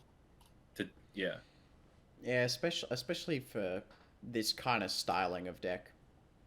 Although if you do go, oh no, but like Morning Light has to be, and Morning Light is a Daybreak ability as well. Yeah, okay. So if you have Raven the Daylight Spear, you can drop Sun Guardian. It gets +4/+4 for its Daybreak, and then if you then play Morning Light, it then gets another +4/+4 from its Daybreak again, because Morning Light re-triggers your Daybreaks. Yeah. So on turn 8, this guy's punching through for shit ton. If you get to that situation and Raven is alive. Yeah, absolutely. But otherwise, this guy feels very win more. He doesn't seem necessary. Yeah. Yeah. It's kind of how I feel about it. But yeah, so now we get to talk about some of these spells. Let's talk about the boring one first. Guiding Touch, 2 cost. It's a burst spell. Heal an ally, or your Nexus 2, draw 1. I'm surprised that this wasn't revealed with the Tarek shit. Right? It seems like more of a support sort of spell. Supposedly Soraka's coming next. Ooh, okay. So like Guiding Touch, and there's a couple more healing cards that were revealed with the Trundle stuff. That appear to be very Soraka-esque healing effects that are coming to the game. Yeah, okay. So Guiding Touch, I think it's going to be useful in... Okay, it's going to be useful with certain strategies where you want to try to, like, where you got beefier guys and you want to try to, like, extend their value in their life. So I can definitely see a situation to play this instead of playing Iron Potion. And it also draws your card, right? So you're paying one more you're paying one more than Iron Potion, but you're losing the ability to extend your guys' health, but you're also healing them. Or you can heal your face. So there's pros and cons to it. So I guess, there are certain strategies where if your champion, if they do level up and you just need that extra duration to sort of level them up, then potentially this could be good. Yeah, but there's a lot of cheap sort of burst spells, and I'm not sure if this sort of makes a cut. There aren't a lot of burst healing cards in the game. There's 2 I can think of right now. One costs 5 and is used to ramp. That's the Catalyst. And then there's the 1 mana healing potion. Sap Magic can't heal your Nexus though. Okay. So this is healing you 1 less than a health pot would. Health pot is often only used within certain metas in Karma decks because Karma doubles up the potions. I think this card at 2 cost burst, draw you a card. I think the drawing a card part is pretty good. It's giving you a very immediate effect, not a potent effect. I kind of like these subtle small cards that don't do a huge game-winning things. I like these cute little things. It just does a little bit of healing, draws you a card, and I don't know, you might have drawn a really useful combat trick for that scenario or something else. That could have drawn you into another piece. I mean, sometimes it'll also draw you into something completely useless, but that's right. I think it's a fine card. It's probably meta dependent, but I think it's better than Key Guardian. Because Key Guardian puts a barrier on a unit in hand, but then you need to play that unit. And sometimes you're playing Key Guardian. Sometimes when you play Key Guardian, you put the barrier on just whatever unit because you want the card draw, because you've already played your cheap stuff and you've just drawn into Key Guardian now. Yeah, but in Key Guardian's case, it's if you don't have a 2 cost play, then you can just do it Guiding touch is like you're getting like it's like if you're just doing it for the cycle, sometimes you're not getting the heal a dude value. You're just healing your face for 2. Yeah, which isn't that useful. But it's another cycle card. But it's not. Yeah, like it's just one of those rando cards, rando spells you just chuck into your deck. Yeah, to fill kind of like this low spell kind of. Yeah, slot. I mean it's not a build around or anything like that. It's just like, and it's not a ultimately necessary card. It's potentially something you might run in like a burn meta or something like that, just so you can quickly get something on your face, and that'll get you just outside of like get excited range or something like that. Yeah, it depends on what the Soraka thing does as well. Yeah. Well, Soraka's probably going to have a level up condition that is based on healing. Yeah. based upon healing your like face or units. Yeah. Yeah. All right. So next card, let's talk about Zenith Blade. It's a 3-cost slow spell. Grant an ally +1 attack, +2 health, and overwhelm. Daybreak, draw a Zenith Blade. I don't know why this card had to be slow. That's my only issue. I think they felt that way because it's a grant effect. Oh. I really hate this game when they say I really hate this game doesn't specify. They use the word grant to specify permanently. I really hate how this game does that. Things should really be like, sorry, give grant something this or until end of turn or like okay, so if it's overwhelm permanently and +2 health, all right, okay, because I didn't realize the grant part.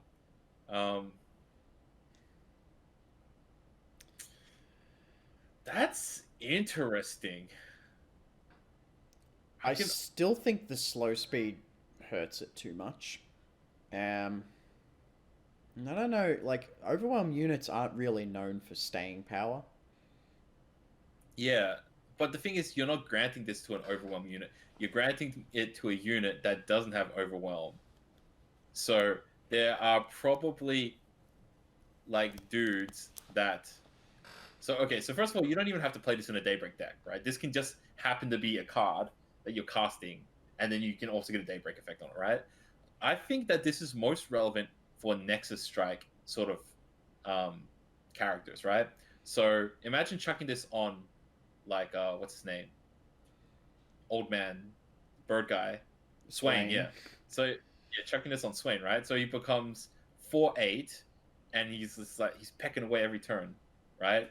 Or chucking this onto like Mid-Stoke Henchman. I don't think so. Yeah, man, But... 5 HP Mid-Stoke Henchman and punching through, and it's Grant overwhelm, right? Yeah.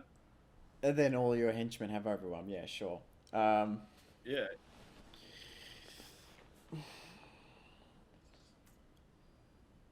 I don't know.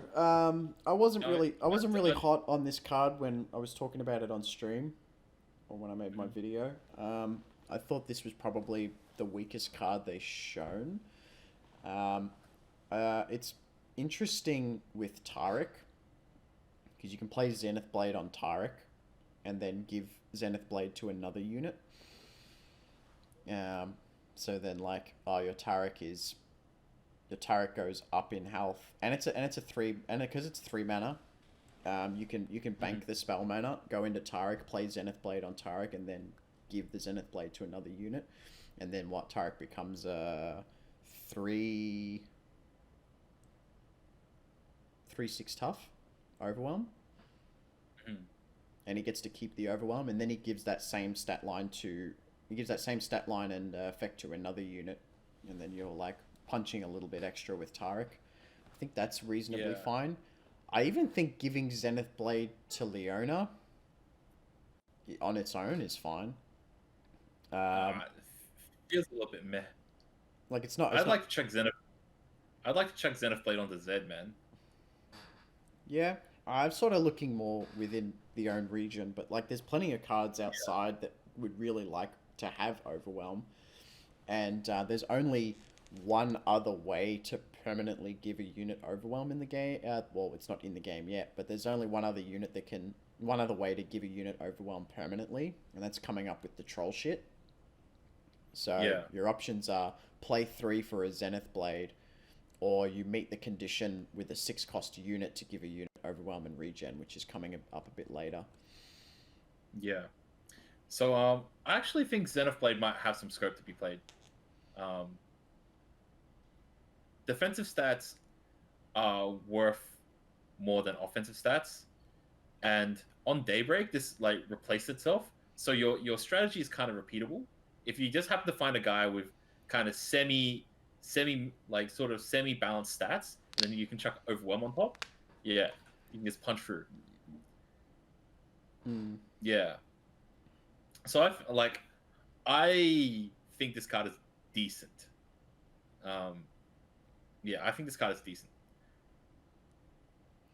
Yeah, I look at it. I don't look at it. I don't see it as a very strong card, but I don't look at it as a horrendous card or even a bad card. It's like an average card. You probably like it's a fair card, right? It's like I think it's a card that you can build decks around. Crazy enough, yeah. Maybe not build decks around, but it's a utility card for certain strategies. Like it gives decks that have good staying power a little bit more pushing power. Yeah, I think the staying power part of it's important. I don't think you're putting this on highly aggressive units. I think giving this to like some of those really thick units that have like big attack and big health way earlier than any other card, like Ancient Croc or Hunting Fleet, that come out on like turn 4. And they have these big stats but no keyword. Putting this on something like them is really valuable. Giving those guys overwhelm is really good. I just like, as far as like overwhelm itself goes, I don't know if overwhelm, like even in terms of like Leona flavor, I don't know if overwhelm is the right keyword to put on a Leona-esque skill. I get that. I get that because she's not an overwhelming sort of character. She's more of a defensive or a stunny tank. Yeah. I mean, she's like a support that gets like right up in your grill and starts like trying to really fuck with you compared to others. Seems that, like, Zenith Blade is more of like a challenger type effect. Yeah. Yeah, I could see that. Yeah.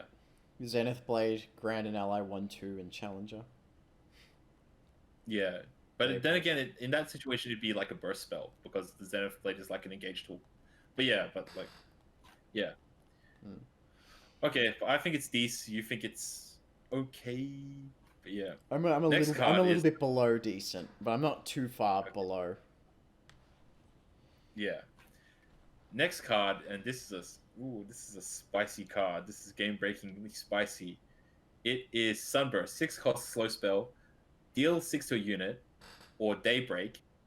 Instead, silence it this round, and then deal 6 damage to it. So this is the first card we've seen that can silence champions. Yes, it'll silence them for a round. Still no real confirmation as to whether it will like deny their level up or something like that. Dealing.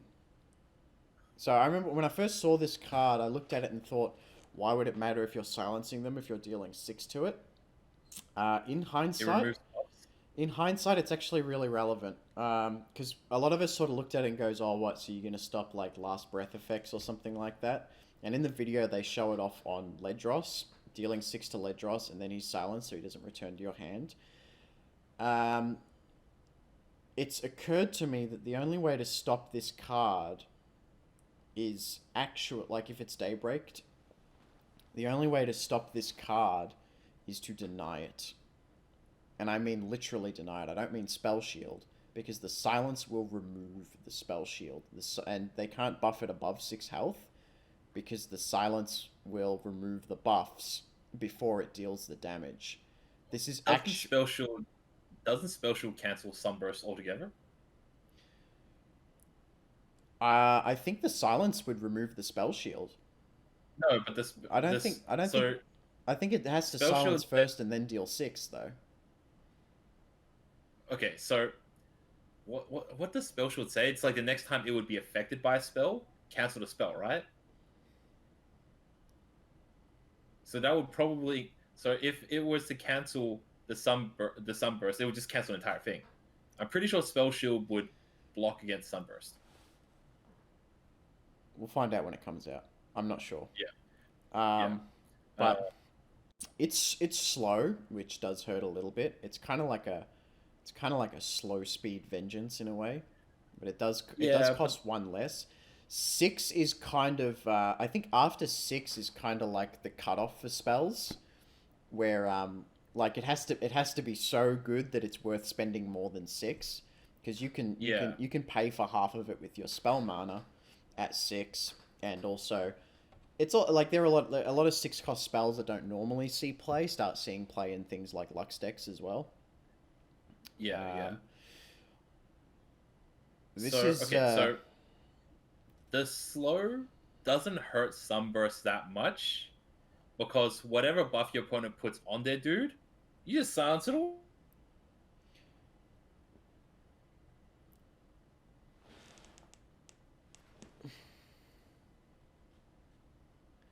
Yeah, what's up with my webcam tonight?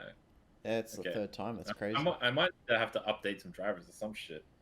Okay, so the slow on sunburst doesn't hurt it all that much, because you're silencing the card first, right? So if your opponent, if they want to buff their dude, it doesn't even matter. You just silence that shit off, and then they take the 6, right?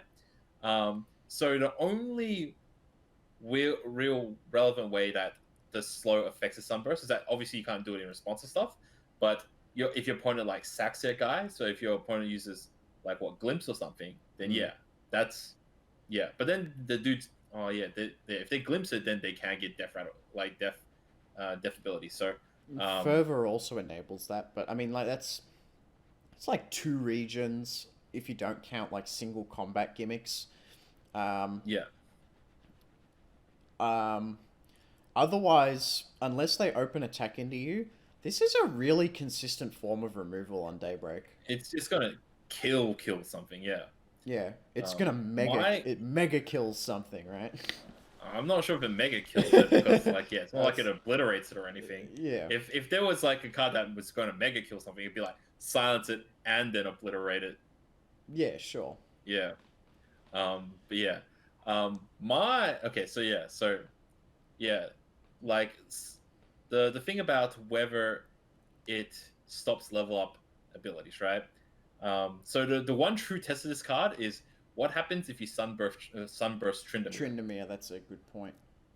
That's a very good point. So if you silence it, does it still have its level up ability and then dies, or does it just level up anyways, right? Yeah. So that's going to be the litmus test when you sunburst the Tryndamere. Yeah. Because pretty much most other champions, except for like Nautilus or something, if you sunburst it, they're dead. They just die, yeah. Garen dies. Misfortune, Gangplank, Sejuani, they all die to it. Unless Sejuani's flipped, actually. But,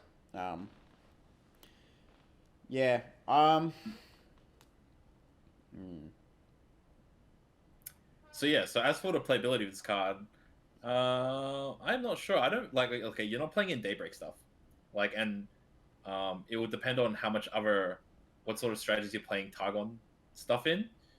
I don't know. I feel that I'm not sure what sort of deck would want to play this. I guess technically, if you're playing more of a control strategy, you can play like 2 of these or something to get around like really annoying things. It depends on the metagame on how many annoying guys you like Sunburst deals with. Yeah. You will need to be able to have some kind of board state when you use this card, because otherwise your opponent can just open attack into you every single turn, and you have to wait till after combat to Sunburst. And then you've spent 6 mana, and it's a bit harder to play a unit now. That can like contest with everything else that's on the board. I think that's where the slow really hurts it into open attacking.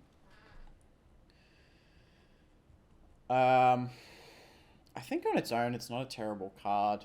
I wasn't hot on it at first, but I think that the more I thought about it, when I realized, hang on, the silencing is more relevant than I'm thinking it is, it becomes a lot better. Once you realize it, like, it'll shut down their barriers, it'll shut down Fury of the North, like, they can't buff it above 6 damage. Like, the dude's gonna... It's a pretty reliable remove. That's, absolutely. That's the main thing.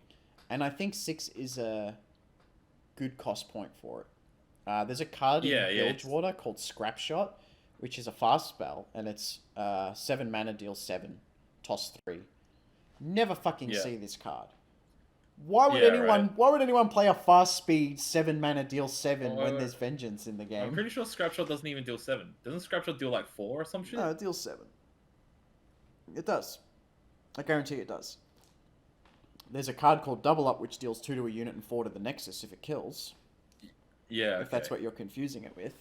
Yeah, I think it might be, yeah. But we never and see it also either costs of like those. 6 or 7. And it costs 6 to double up on someone. Yeah. Scrap Shot never gets played.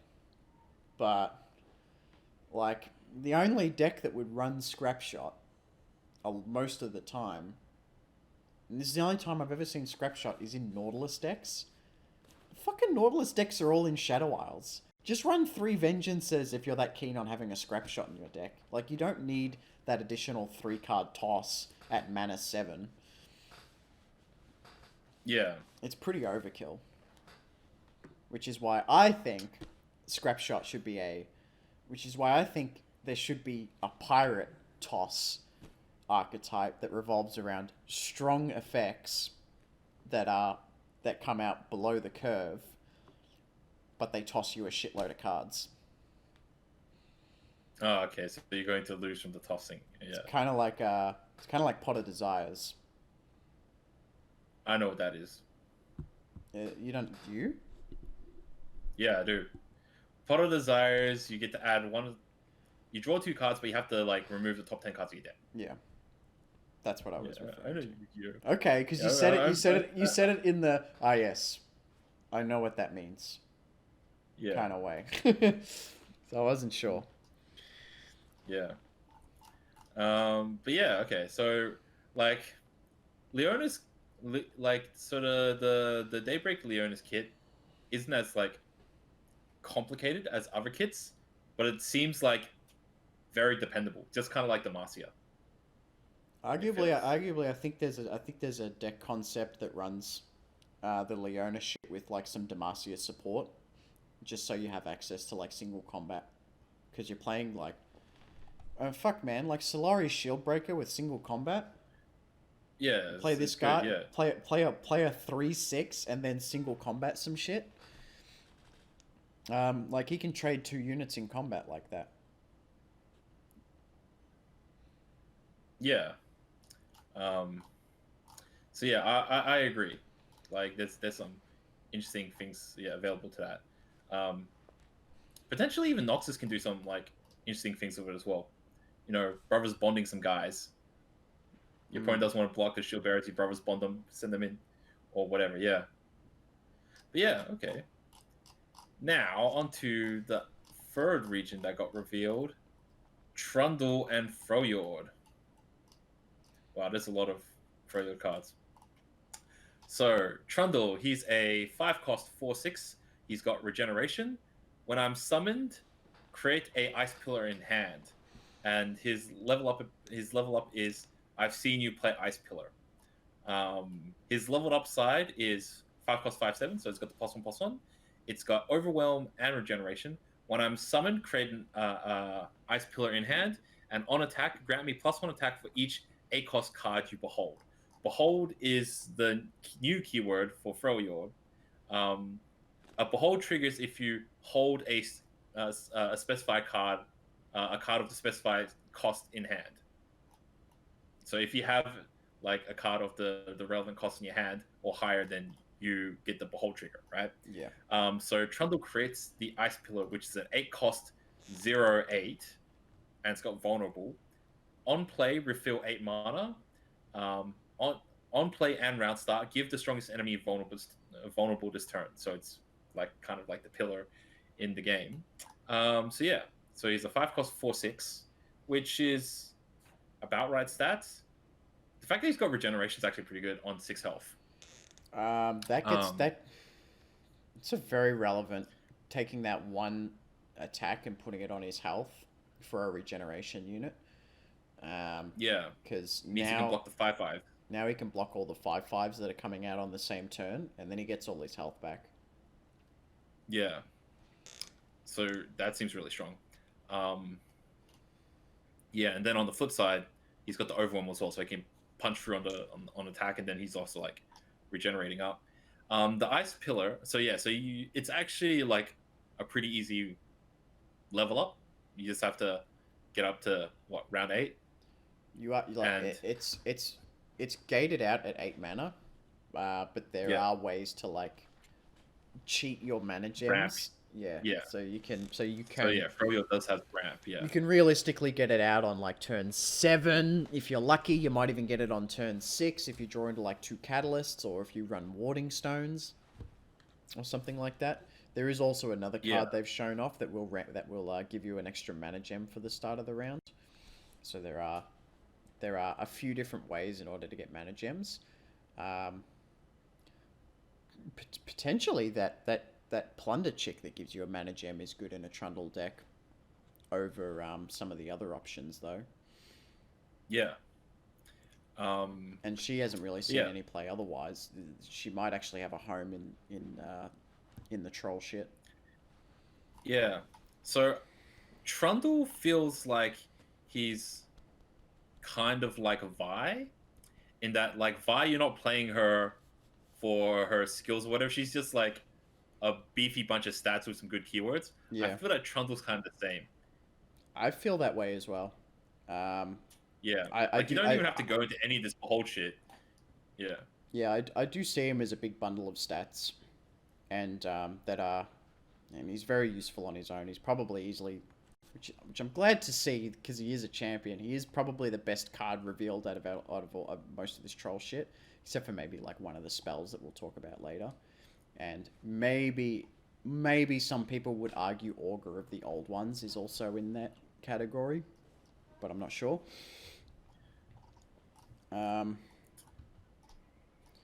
Yeah, he's just got really good stats, and he just punches things. I mean, everyone plays Vi Yeah. like a follower anyway. Yeah. It's mainly the 6 health and regeneration. Plus he's also in Freljord, so that's one region that's got like iron potions. So if your opponent like tries to juice their shit up a little bit more, you're like, oh yeah, I juice my shit. Like yeah, I call your raise. You can't outjuice Freljord, guys. Yeah. And yeah, and then it's like yeah, and like his whole thing is that he survives real good, right? So it's pretty inevitable that like Ice Pillar is going to come down, and as soon as Ice Pillar comes down, he's bashing back. Yeah. Yeah, like yeah, if he is bashing, if you can behold some cards and he's bashing for like 6 or 7, that's cool. But even like bashing him for 5 on an overwhelm unit on like 7 health, you don't care. You're killing dudes and you're dealing some amount of damage. Yeah. So yeah, you're pretty happy with that. But yeah, I don't know which cards to talk about next because I don't remember any of these troll guys. Oh. Oh, we should probably look at Trundle's signature spell first. So Trundle's signature spell, 8 cost. It's a Trundle's Icequake, 8 cost slow spell. Give all units -3 attack this round. Deal 3 damage to all units. Shuffle a Trundle back into your deck. Okay. So neg 3 to all guys and deal 3 to all units. I don't know how I feel about this card. This doesn't seem good. It seems pretty bad. Yeah. The only thing it has going for it is that if you draw into It's second eight- Trundle, it's 8 cost. So Yeah, like yeah. if you got behold shit that you're hanging on to, or if he's flipped and you draw into a second Trundle, it gives your Trundle on board additional value. Yeah. Like at 8 cost, why did it have to do it to all guys? I would like it would have been fine or good if it was like deal to deal all that shit to your opponent's guys. But yeah, to deal to all guys, that seems kind of bad. Yeah, they wanted to make like a bigger avalanche. Yeah. But you're better off playing 2 avalanches than you are playing the 8 cost card. And normally Yeah. when you have like ramped up versions of cheaper cards in the game, like They it'd should be scale bigger effects. it'd be like double the cost, but it won't be double the effect. It'd be it'd be a bit 2.5 or more. something, Yeah, 2.5, right? This is like I think giving a bunch of guys -3 and your guys Like, as well, like it seems really bad. Yeah, if it was going to be an equal effect at 8 costs, it should have been like fast speed, you know? Like if it was going to affect all dudes on the board, you should have been able to just cast some defense. Like, oh, my opponent's swinging in with a whole bunch of guys. You do Ice Quake, you know, kill the weenies, and then make the big guys hit a little bit less. Yeah. You know? At 8 costs, fast would have been fine. Yeah. But then even if you wipe the board with this, if they've got nothing but like 3 or less units on board, you wipe it with Ice Quake. All your dudes are fucking -3. You're not even punching that big. So you guys aren't. Yeah. It's like this is the same cost as Judgment. Yeah. Right. And that digs out all your points dudes in combat. Right. So, yeah. Yeah. Okay. This seems way worse. But yeah. Okay. So they have to balance Trundle somehow by making his signature spell kind of bad. Yeah. Yeah. Okay. So I guess we'll start off with some of these minor trolls. We'll just go at them in order, I guess. So we'll go. Okay. We'll go for the faces of the old ones, then the 2 cost, the 4 cost. We'll go back to the 6 cost, and then we'll hit the 8 cost. Actually, let's talk about the 8 cost troll first, because he's the main one. Yeah. Okay. So. Actually, no, he's super vanilla. Okay, so basically, most of these cards have Behold 8+, and there's an 8 cost. There's an 8 cost troll, Uzgar the Ancient, 8 cost 7/7 Challenger Regeneration. That's a pretty good combination of keywords, but the stats aren't big enough. If he doesn't have Overwhelm, 8 costs, you should probably be expecting like a 9/9 or something. Well, maybe not 9/9's a little bit big, but I feel 8/8 Challenger Regeneration would have been okay.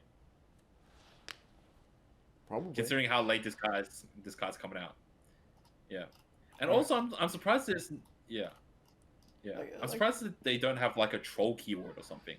I was gonna say that. I think these cards should all get troll keywords so we can get additional like troll specific support later on. Kind of like Yetis or like Poros or some shit like that. Are there any other trolls in League of Legends?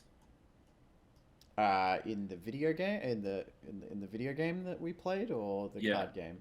No, like in the video game. Like, are there any other trolls? It's just Trundle. He was the only troll for the longest time. I guess that's why it's not worth putting keyword in, because if like Yordles, I can imagine that being a keyword, right? Because they're spread out over multiple regions. Yeah.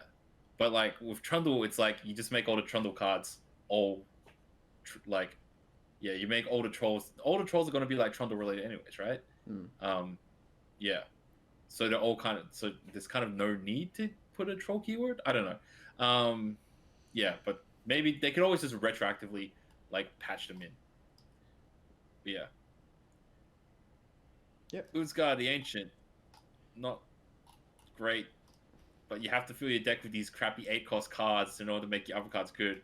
Or you can just play like Anivia or some shit, right? Wait, is Anivia 8? She's 6 now. No, Anivia's. Oh shit. Okay. She got cheapened. Yeah.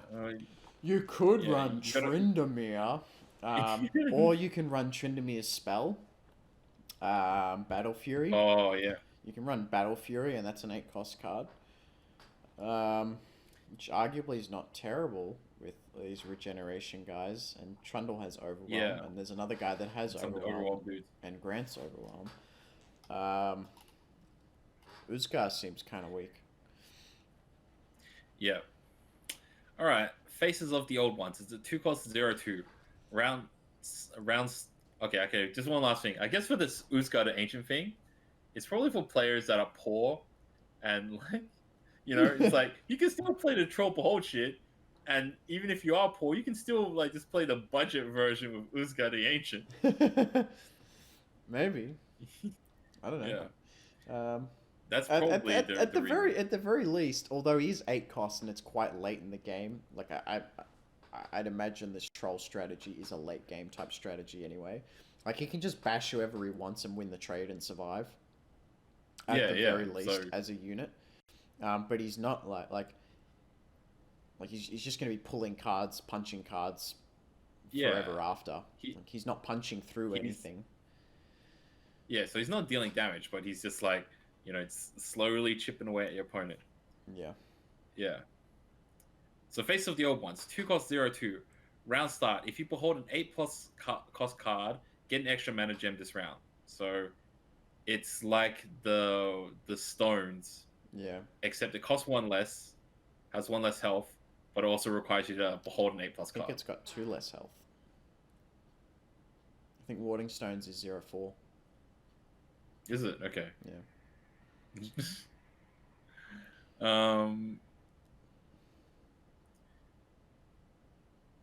What opening hand do you want to hold on to both Faces of the Old Ones and an 8 cost card? So, like, I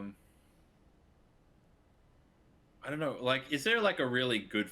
It depends on. Okay, so, I've been playing Dragon Ball Super card game recently, and that game, it's all about you always use like a 2 cost card to ramp an extra mana, so next turn you can go into your 4 cost card, right? Back in the day with Objection, and now we're doing the same shit with this new card, right? So basically, from my experience, you just go like, you go turn to this guy, and then you just go straight into a like really good 4. Yeah. But I don't know what the 4s are, so yeah. There's a decent 4 that's there, but hey man, at least Objection you get to keep the mana. If you lose this thing, you lose the mana, and you just played a 2 cost card to get nothing. Yeah. And this can't block. At a pinch, you can make Warding Stones block like a 2/3 or some shit like that, just to prevent a bit of damage. There was that 5 cost spell that gave you a mana gem, right? Yeah, that's Catalyst. Your Catalyst. Heals you can technically go. You can technically go turn 1, Pass. skip turn 1, turn 2 Faces, turn 3 into Catalyst. Yeah. And then, if they still don't manage to kill your Face of the Old One, you'll have +2 mana for your 4th turn. So you would have 6 mana gems. Yeah. I'm not sure if that's good. Playing a 6-drop on turn 4. I'm not sure if that's good. Unless you're playing a good 6. I don't know. Like you really have to do the maths and figure out which are your like really big plays that you want to like sort of ramp up in like an extra 1 or 2 turns. But yeah. I think if you break it down, there's probably some interesting things you could do with this card, but I cannot figure them out right now. Yeah. This is going to be one of those cards where you need to do more lab work. This is going to be one of those cards where it's like halfway through the expansion, Swim or Mogwai are going to make some sort of like Face of the Old Ones deck, and it's going to become meta for like 2 days, and everyone's going to be like going like this into a 4. Yeah. Yeah. I guess it's the earliest way right now to get an extra mana gem. Yeah, like if okay, what's the guy that spawns Badger Bear? Grizzled Ranger. Yeah, Grizzled Ranger. If this guy came out earlier, like there'd be some meta where it's like turn through this into this Grizzled Ranger. Grizzled Ranger, 4/1, summon a 4/4 Last Breath. Yeah. Maybe. Yeah. This is one of the decks that I'll definitely be trying to play pretty early on. I'm quite attracted to these bad looking decks for some reason. Yeah, I was about to say, it's like, why are you always attracted to bad decks? Well, I'm Tarek. I'm gonna be Tarek on day one, Oh yeah, true, Tarek, yeah. and then I'm probably be trying the troll shit after that. Um, although I feel like I should jump on the Leona train early before it becomes too popular, because I feel like she's just the best. I feel like she's the best thing revealed so far in terms of strength. Okay. Yeah. All right. Next troll. Next troll. Troll Scavenger. 2 cost, 1 free. When I'm summoned, if you behold an 8+ cost card, grant me +3/+0.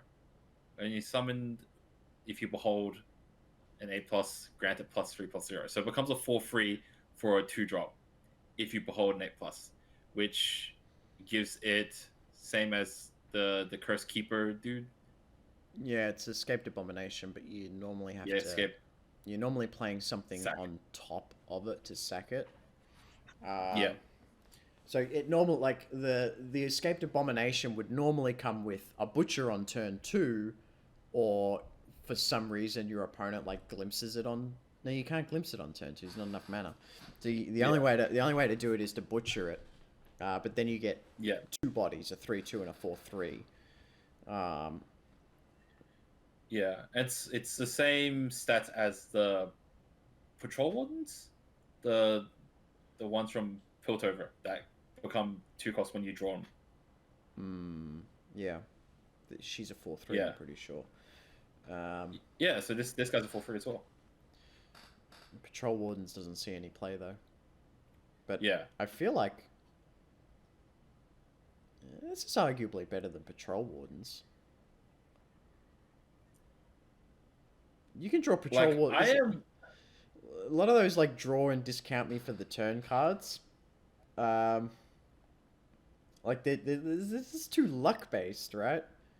At least This card's luck based as well because it's got behold shit. yeah, but like you can hold on to some pieces before you play them. You can't hold on to Patrol Wardens. You just got to drop it straight Yeah, away. true. A lot of times when you run gotcha 2 costs when you draw it feels fucking the nuts when you draw a gotcha at the right time.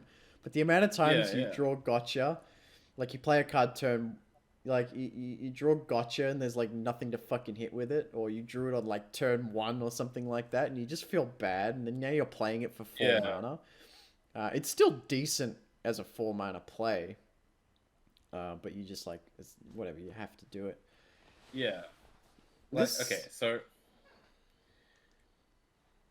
like I think this behold strategy.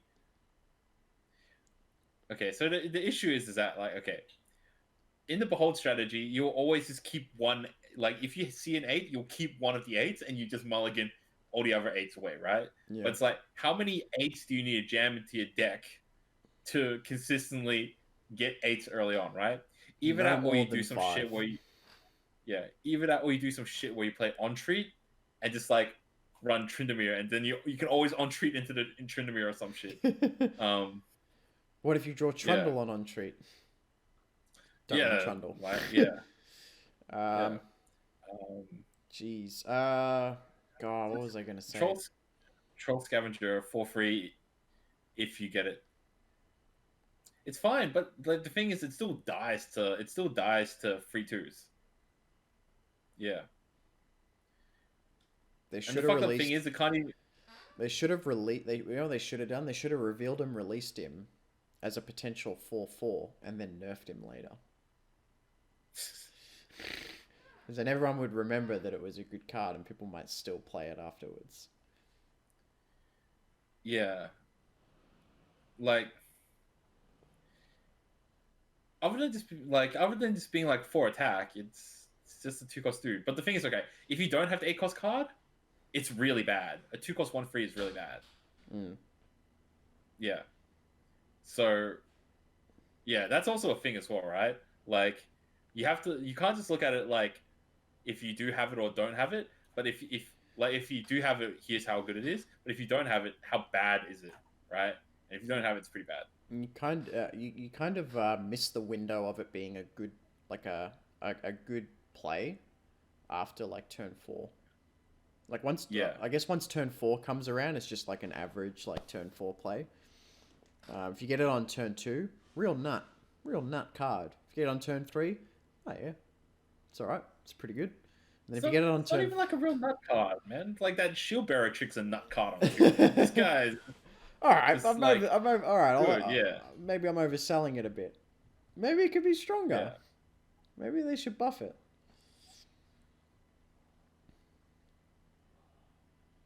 Yeah, well, it's like the thing is that they're too afraid to make it a free 4. Yeah. On like if you behold. If it beholds into a free 4, then it'd be good. Like yeah, they're too afraid of making free 4s at the 2 cost slot. Yeah.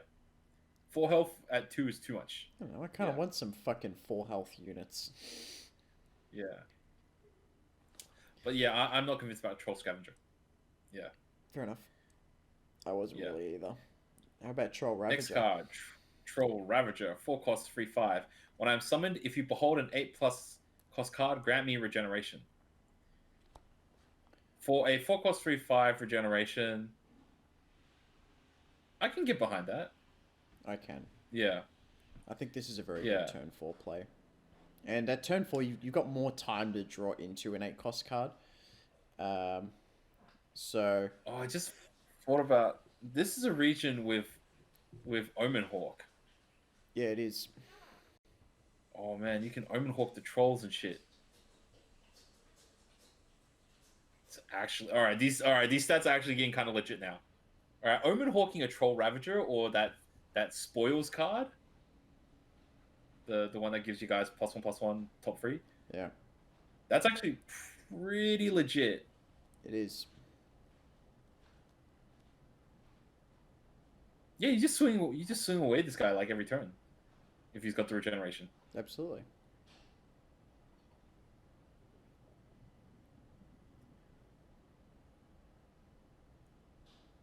Could you imagine if there was enough Freljord shit to go into Allegiance and then play the Allegiance guy and draw into like a Troll Ravager or something like that? With the +3/+3 overwhelm shit? Yeah. Yeah. Yeah. Though Freljord Allegiance Yeah, is okay. normally a pretty big commitment to go for. Yeah. This Troll Ravager seems pretty good. Well, maybe not pretty good, but it's solid plus. Yeah. But ultimately, it depends on this 8 cost shit, man. There's not a lot of dudes coming out on turn 4 that can kill him. Yeah. I think you want at least 4 or 5 8 cost cards in the deck. And that's a lot of 8. No. No? Okay, considering how so many cards require an 8+ cost card, I would think. Okay. If I were to take a prediction of how this deck is built, I would take a guess that you would probably play 7 to 10 8 cost cards. Oh, that's a lot of cards. But you make most of them spells. Yeah. Because that way you can push them down like slightly earlier into the game. Yeah. Yeah, because you don't need that many 8 cost dudes. But like 8 cost spells, you can play that as early as 5. So like, after turn 5, like Trundle gives you an 8 cost card. So you're normally pretty set after turn 5. He's kind of like an extra 3 additional 8 cost cards in a way. Yeah. Or alright, if that's the case, then do you just do you just forget about playing all the early behold guys and you just play on treat, so you just guaranteed like Trundle every game on turn 4? You just run triple Trundle, triple on treats, and just like play all the behold shit above 5. Is there any behold shit above 5? You could probably okay, so you have Orga and you have Troll Ravager. Fuck, I think that's it. Yeah, okay. So just like, but like, you can catalyst like turn. You can like give yourself a mana gem on turn 3 and then play Trundle and then follow up with like Ravager or some shit like that. There are options. I kind of compare it to So I used to play Mage Seeker Lux, which is you run Lux with all like the Mage Seeker stuff, the Challenger, the big Yeah. thick guy. And you ran it with illegal contraption and Yeah, I ran it with redemption. Is it redemption? Remembrance. And Remembrance, yeah. you needed to draw one of those two cards by turn 3 so you could play it, and it turns on all your Mage Seekers straight away. And plus you just get this like you get this really nice like 5/5 unit with something like 5/5 unit, or if you play Remembrance you have a better chance of getting something that has a keyword or a skill of some kind. Yeah.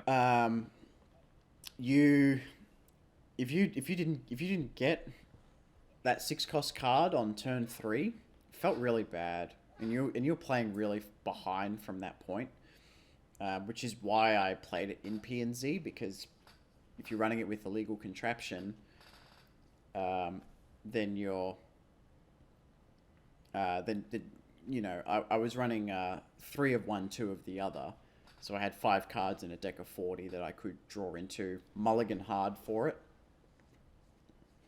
and I very consistently drew into it by turn 3. The other versions of Lux Mage Seekers that don't run P&Z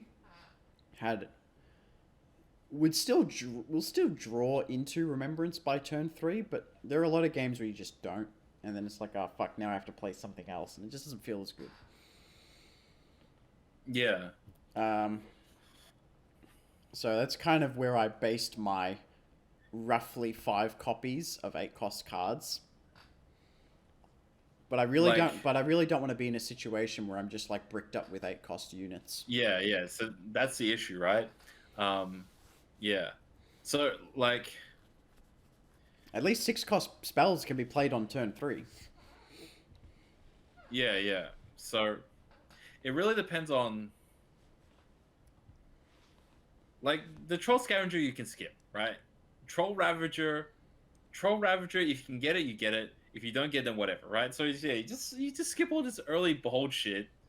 Yeah, just play regular dudes, and then just Behold that. Play the Behold shit after Trundle. Yeah. But yeah, Troll Ravager is solid, but forget about Troll Scavenger. Yeah, because you can't rely on it. Yeah. What about Augur of the Old Ones? Augur of the Old Ones. It's a 6-cost 5/5, Overwhelm Regeneration. Play if you behold an 8+ cost card, grant an ally Overwhelm and Regeneration. Those are some pretty good keywords. Overwhelm and Regeneration. Overwhelm and Regeneration. What unit would be good with Overwhelm and Regeneration? Overwhelm means that you want to have something with high attack, and Regeneration is something that has high defense. I can already tell you what the best unit is for this. Is it that big 7-cost troll, the 5/8 thing? First of all, he's a 5-cost troll, and he is a very good unit to gain these keywords, but he is not the unit I had in mind. My unit is a champion. Regeneration and Overwhelm. Is it Vi? It's Vi. Yeah. Surprise, surprise. Everyone knew. Everyone's been talking about it. It's like the first thing that came to mind for everyone was, just put it on Vi. Just give it a Vi. Why not? Make her huge, make her even harder to remove. She's already got tough. Now she's regenning every turn.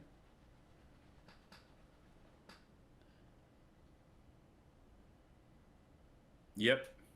And then he's a decent card as well. Like, he comes with those same keywords. Chucking it on Lee Sin's also not bad. Yeah, a few people said that. Oh, okay. You're really doing your research before these podcasts.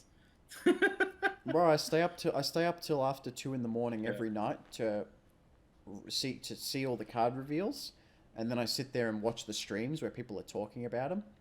Last night's the first time I didn't watch the streams. That's because I was streaming myself. All right. I like, yeah, I'm just coming off this shit off the top of my head, but like, yeah, you got some really good research shit. Yeah, but yeah, 6+5/5 that gives another guy overwhelmed regeneration. It's fine. There's some good keywords. Yeah, some good keywords.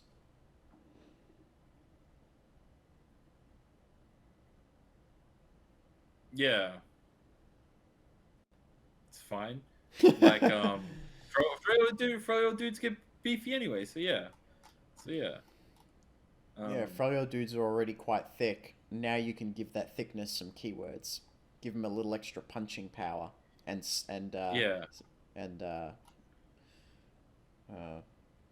hang on. What's the Yeah. word for stayability? It's not stayability. Durability, Sure, why not? It's not what I had. survivability, Survivability. There you go. longevity. Yeah. Longevity. Yep, those are all. You can. Yeah.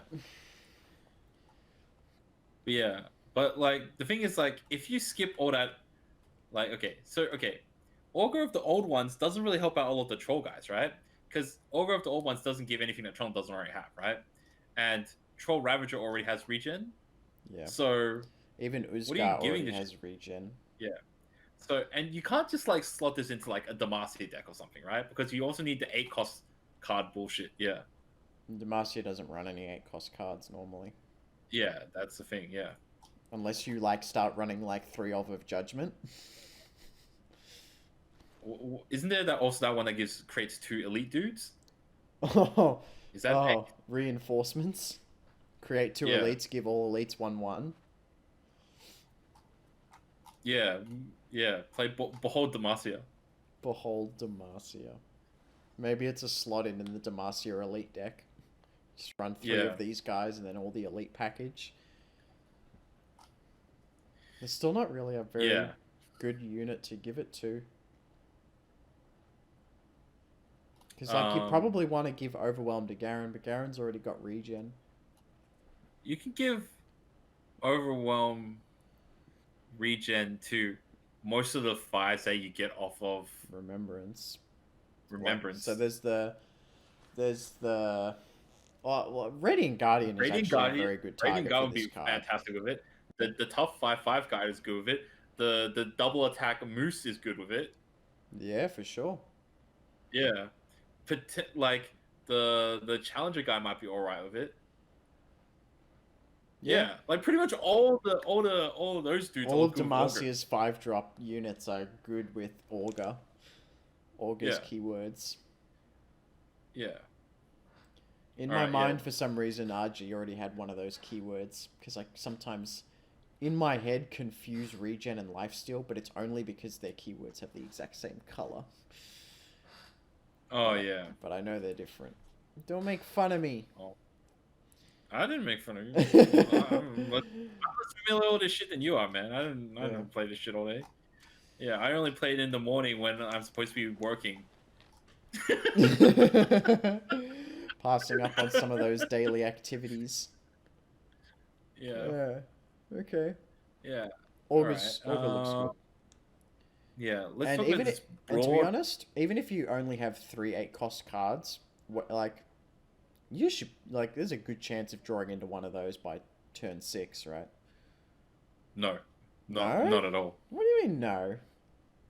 3 cards, Yeah. and you draw like maybe 12, 15 cards by that time. Yeah, in a 40-card deck, it's shit odds. Oh, it's not that bad. It's pretty bad. Oh. Alright, whatever. Troll If- chant. Yeah, like I don't know what the odds are. If you only have like 3 8+ cards, and you're drawing 15 cards at the top, I think you'll miss. I don't know. I think you'll miss somewhere along the lines of like 40% of the time. That's just a guesstimate off the top of my head. But I'm pretty sure it's something along that lines. I'm pretty sure you'll miss at least a third of the time. Oh. Cool. Yeah. Troll All chant. right. Broadback Protector. Oh, 4 you cost. went up there. These are Targon Yeah. cards, so I was going to suggest we do the. Oh, they Targon cards. Okay. I was going to suggest we look at the All right, spells. we'll look at Troll Chat. It's because Broadback Yeah, looks troll like a chant. troll. Yeah, it looked like a troll. Yeah, so okay, cool. So troll chant, it's a 2-cost burst spell. Give an ally plus 2 health this turn, and give an enemy -2 attack this round. I've seen this sort of effect in a lot of games. It's this like effectively stealing power type thing.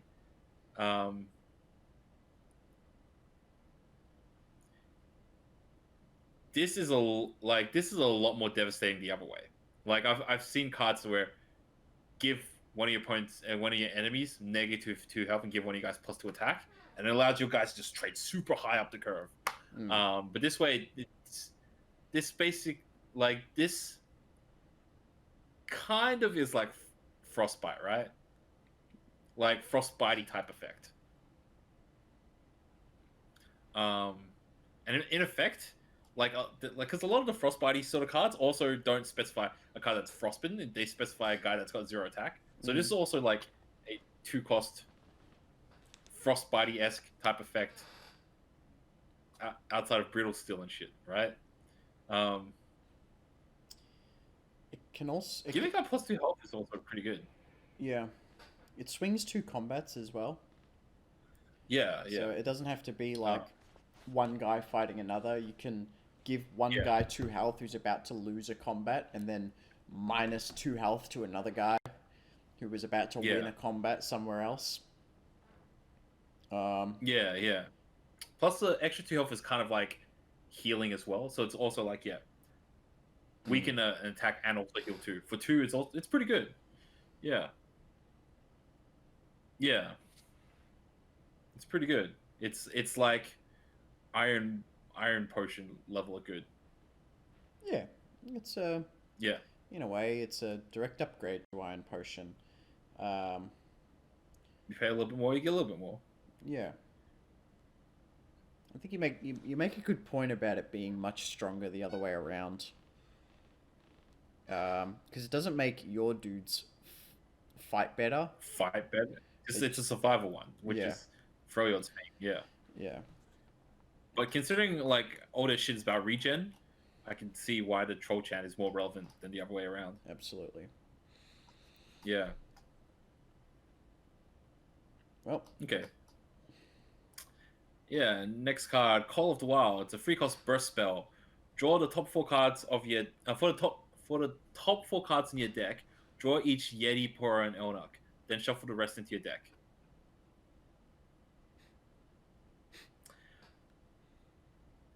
The only one I would understand is Yetis, right? You would want to draw Yetis, but you don't give a shit about Poruks and Elnuks, right? In theory, you'd just want all the Elnuks to be in your deck and all the Poros to be... Well, like all the Elnuks you want in your deck. Well, that's the thing, right? You wouldn't want to draw your Elnuks. You want to fill your deck up with Elnuks, play the guy that drops all your Elnuks. Yeah. The Elnuk troop, Because they come from the deck. Realistically, instead of drawing all 4 of these kind of cards that are on top of your deck, or if they're within the top 4, you would want to be able to look at the top 4 and pick a card more than you would want to just draw them all, right? At free...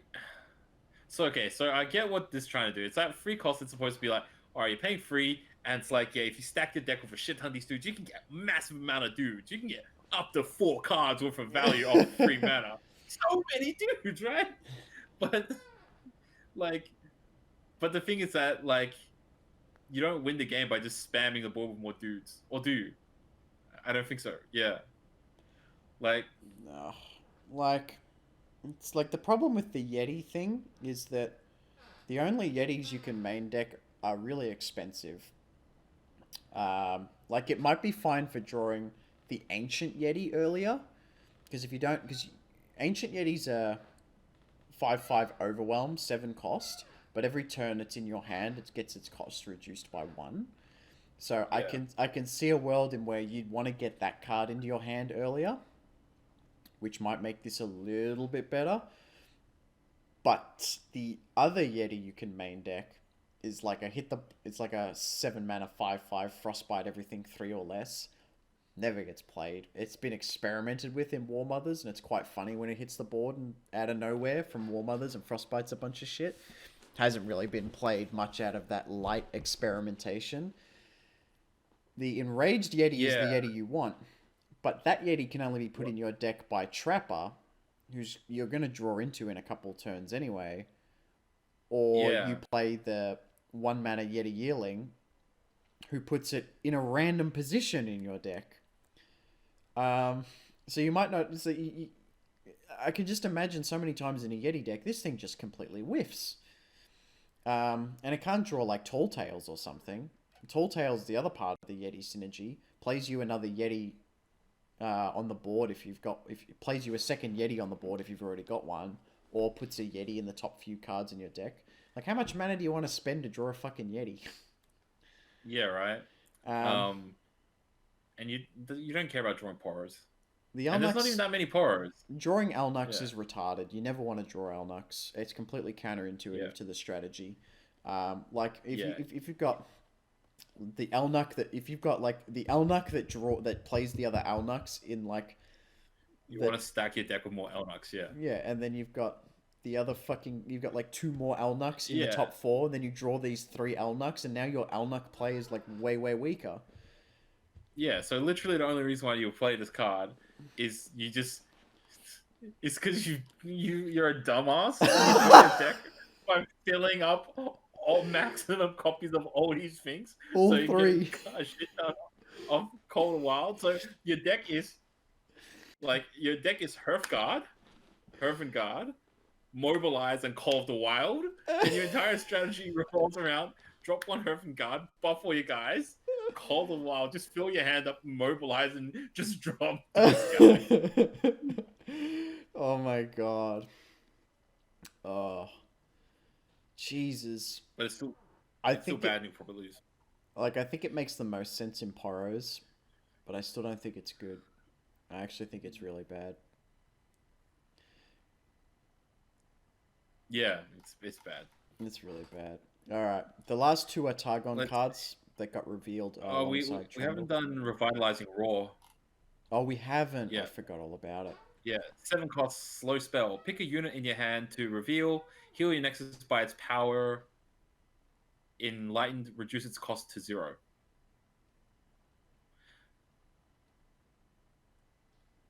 That is... Wait, is that right? Pick a unit in your hand to reveal. Heal your Nexus by its power. Enlightened. Oh, enlightened means cost 10. Okay. Reduce its cost to 0.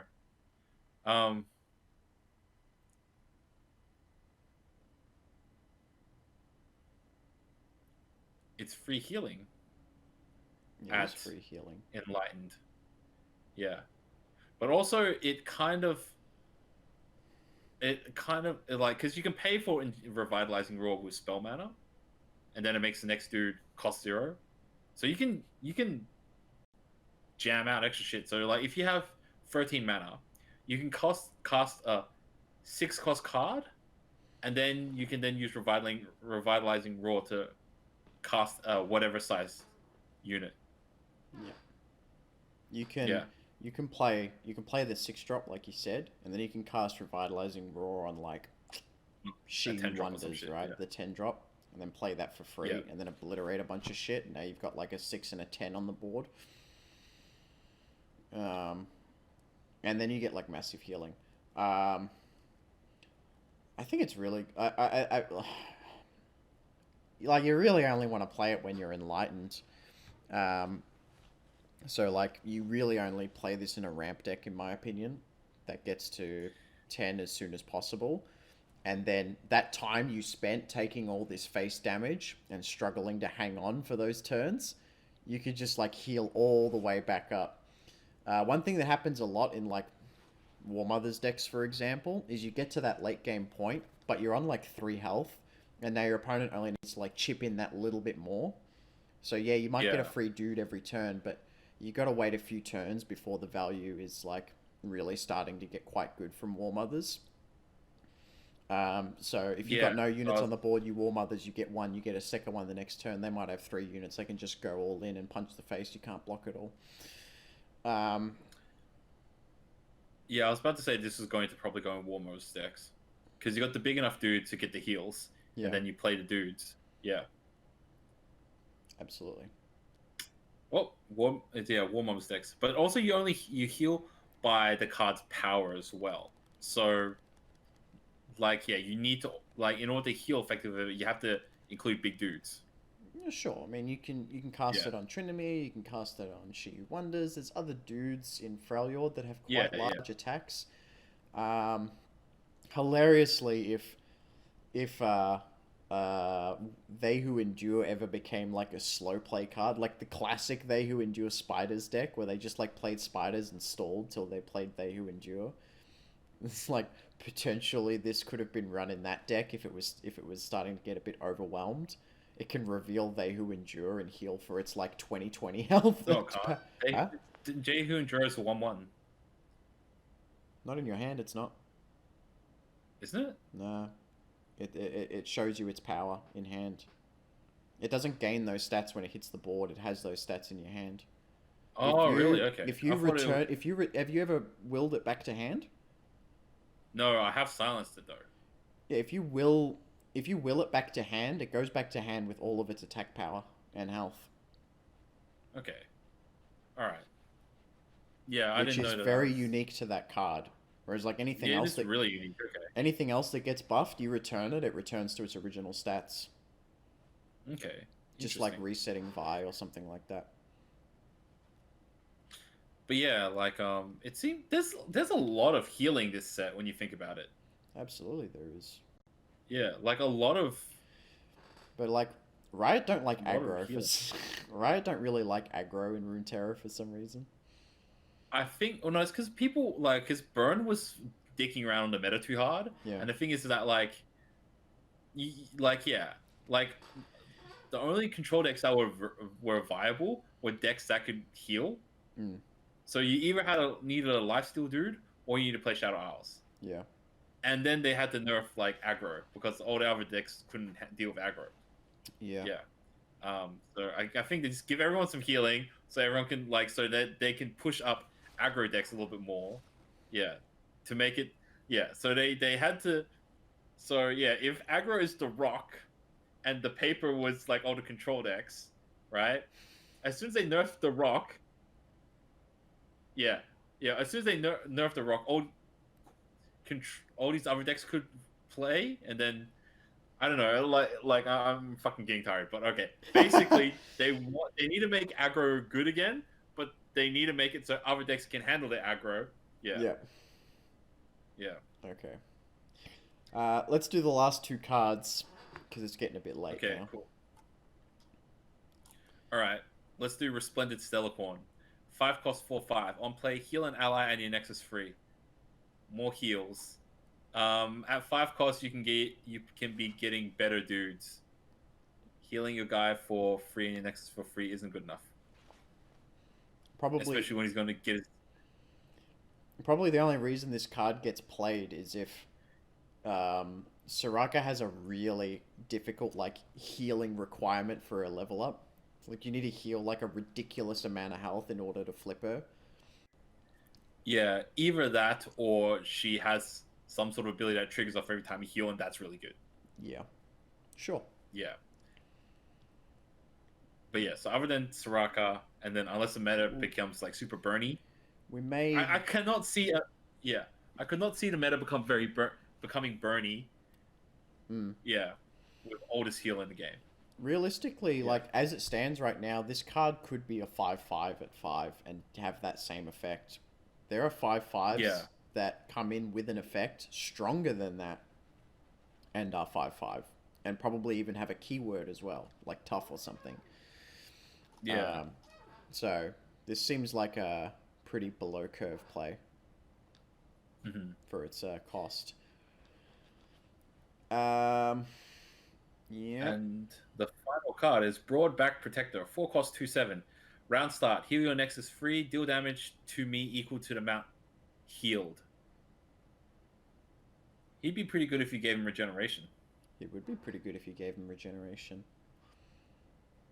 The only way to give him regeneration is Augur. Yeah. Heal your Nexus free. Deal damage to me equal to amount healed. You can also just keep buffing him up. Yeah. then you can make him a fighter as well. 2-7.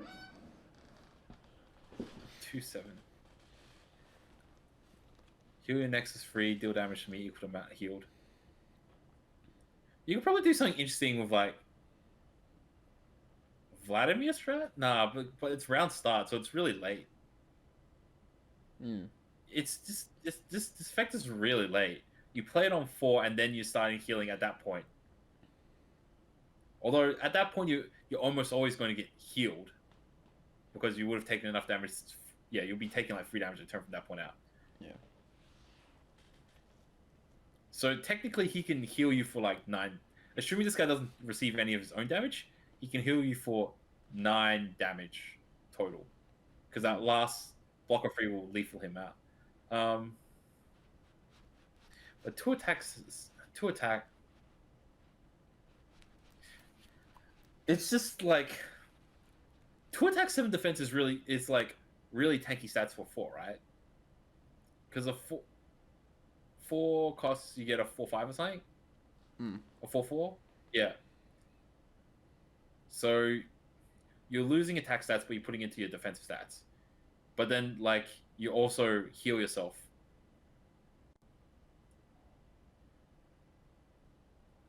It would be good in an aggro meta, just because you can pick off the little guys and also heal. Yeah. But I don't Like know in a mid range. He could take a hit for like 2 damage, and then Yeah. then you get like 2 triggers of healing out of him. Giving him tough is also not bad as well. Yeah. Yeah, giving him tough. Yeah. Giving him tough is fine. You can pop a chain vest on him or something. Yeah. So I think the value comes down to how much damage is this guy preventing you, and like if your opponent's running at you with like 2 1s or like 3 2s or something like that, and a lot of them, like he can probably block a hit, which might block you anywhere between 2 and 3 damage, and then heal twice, preventing you another like 6 damage, which seems like pretty good value to me on the surface.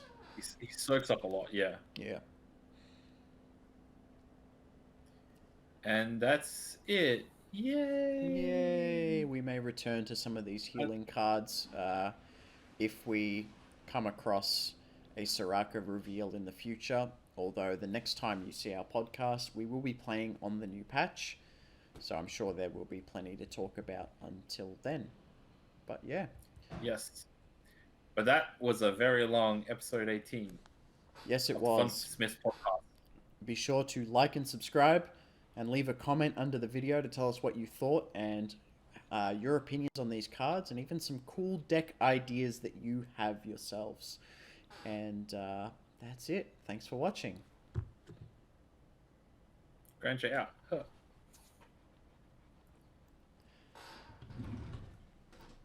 Alright, I'm about to fucking collapse. Ugh. You alright?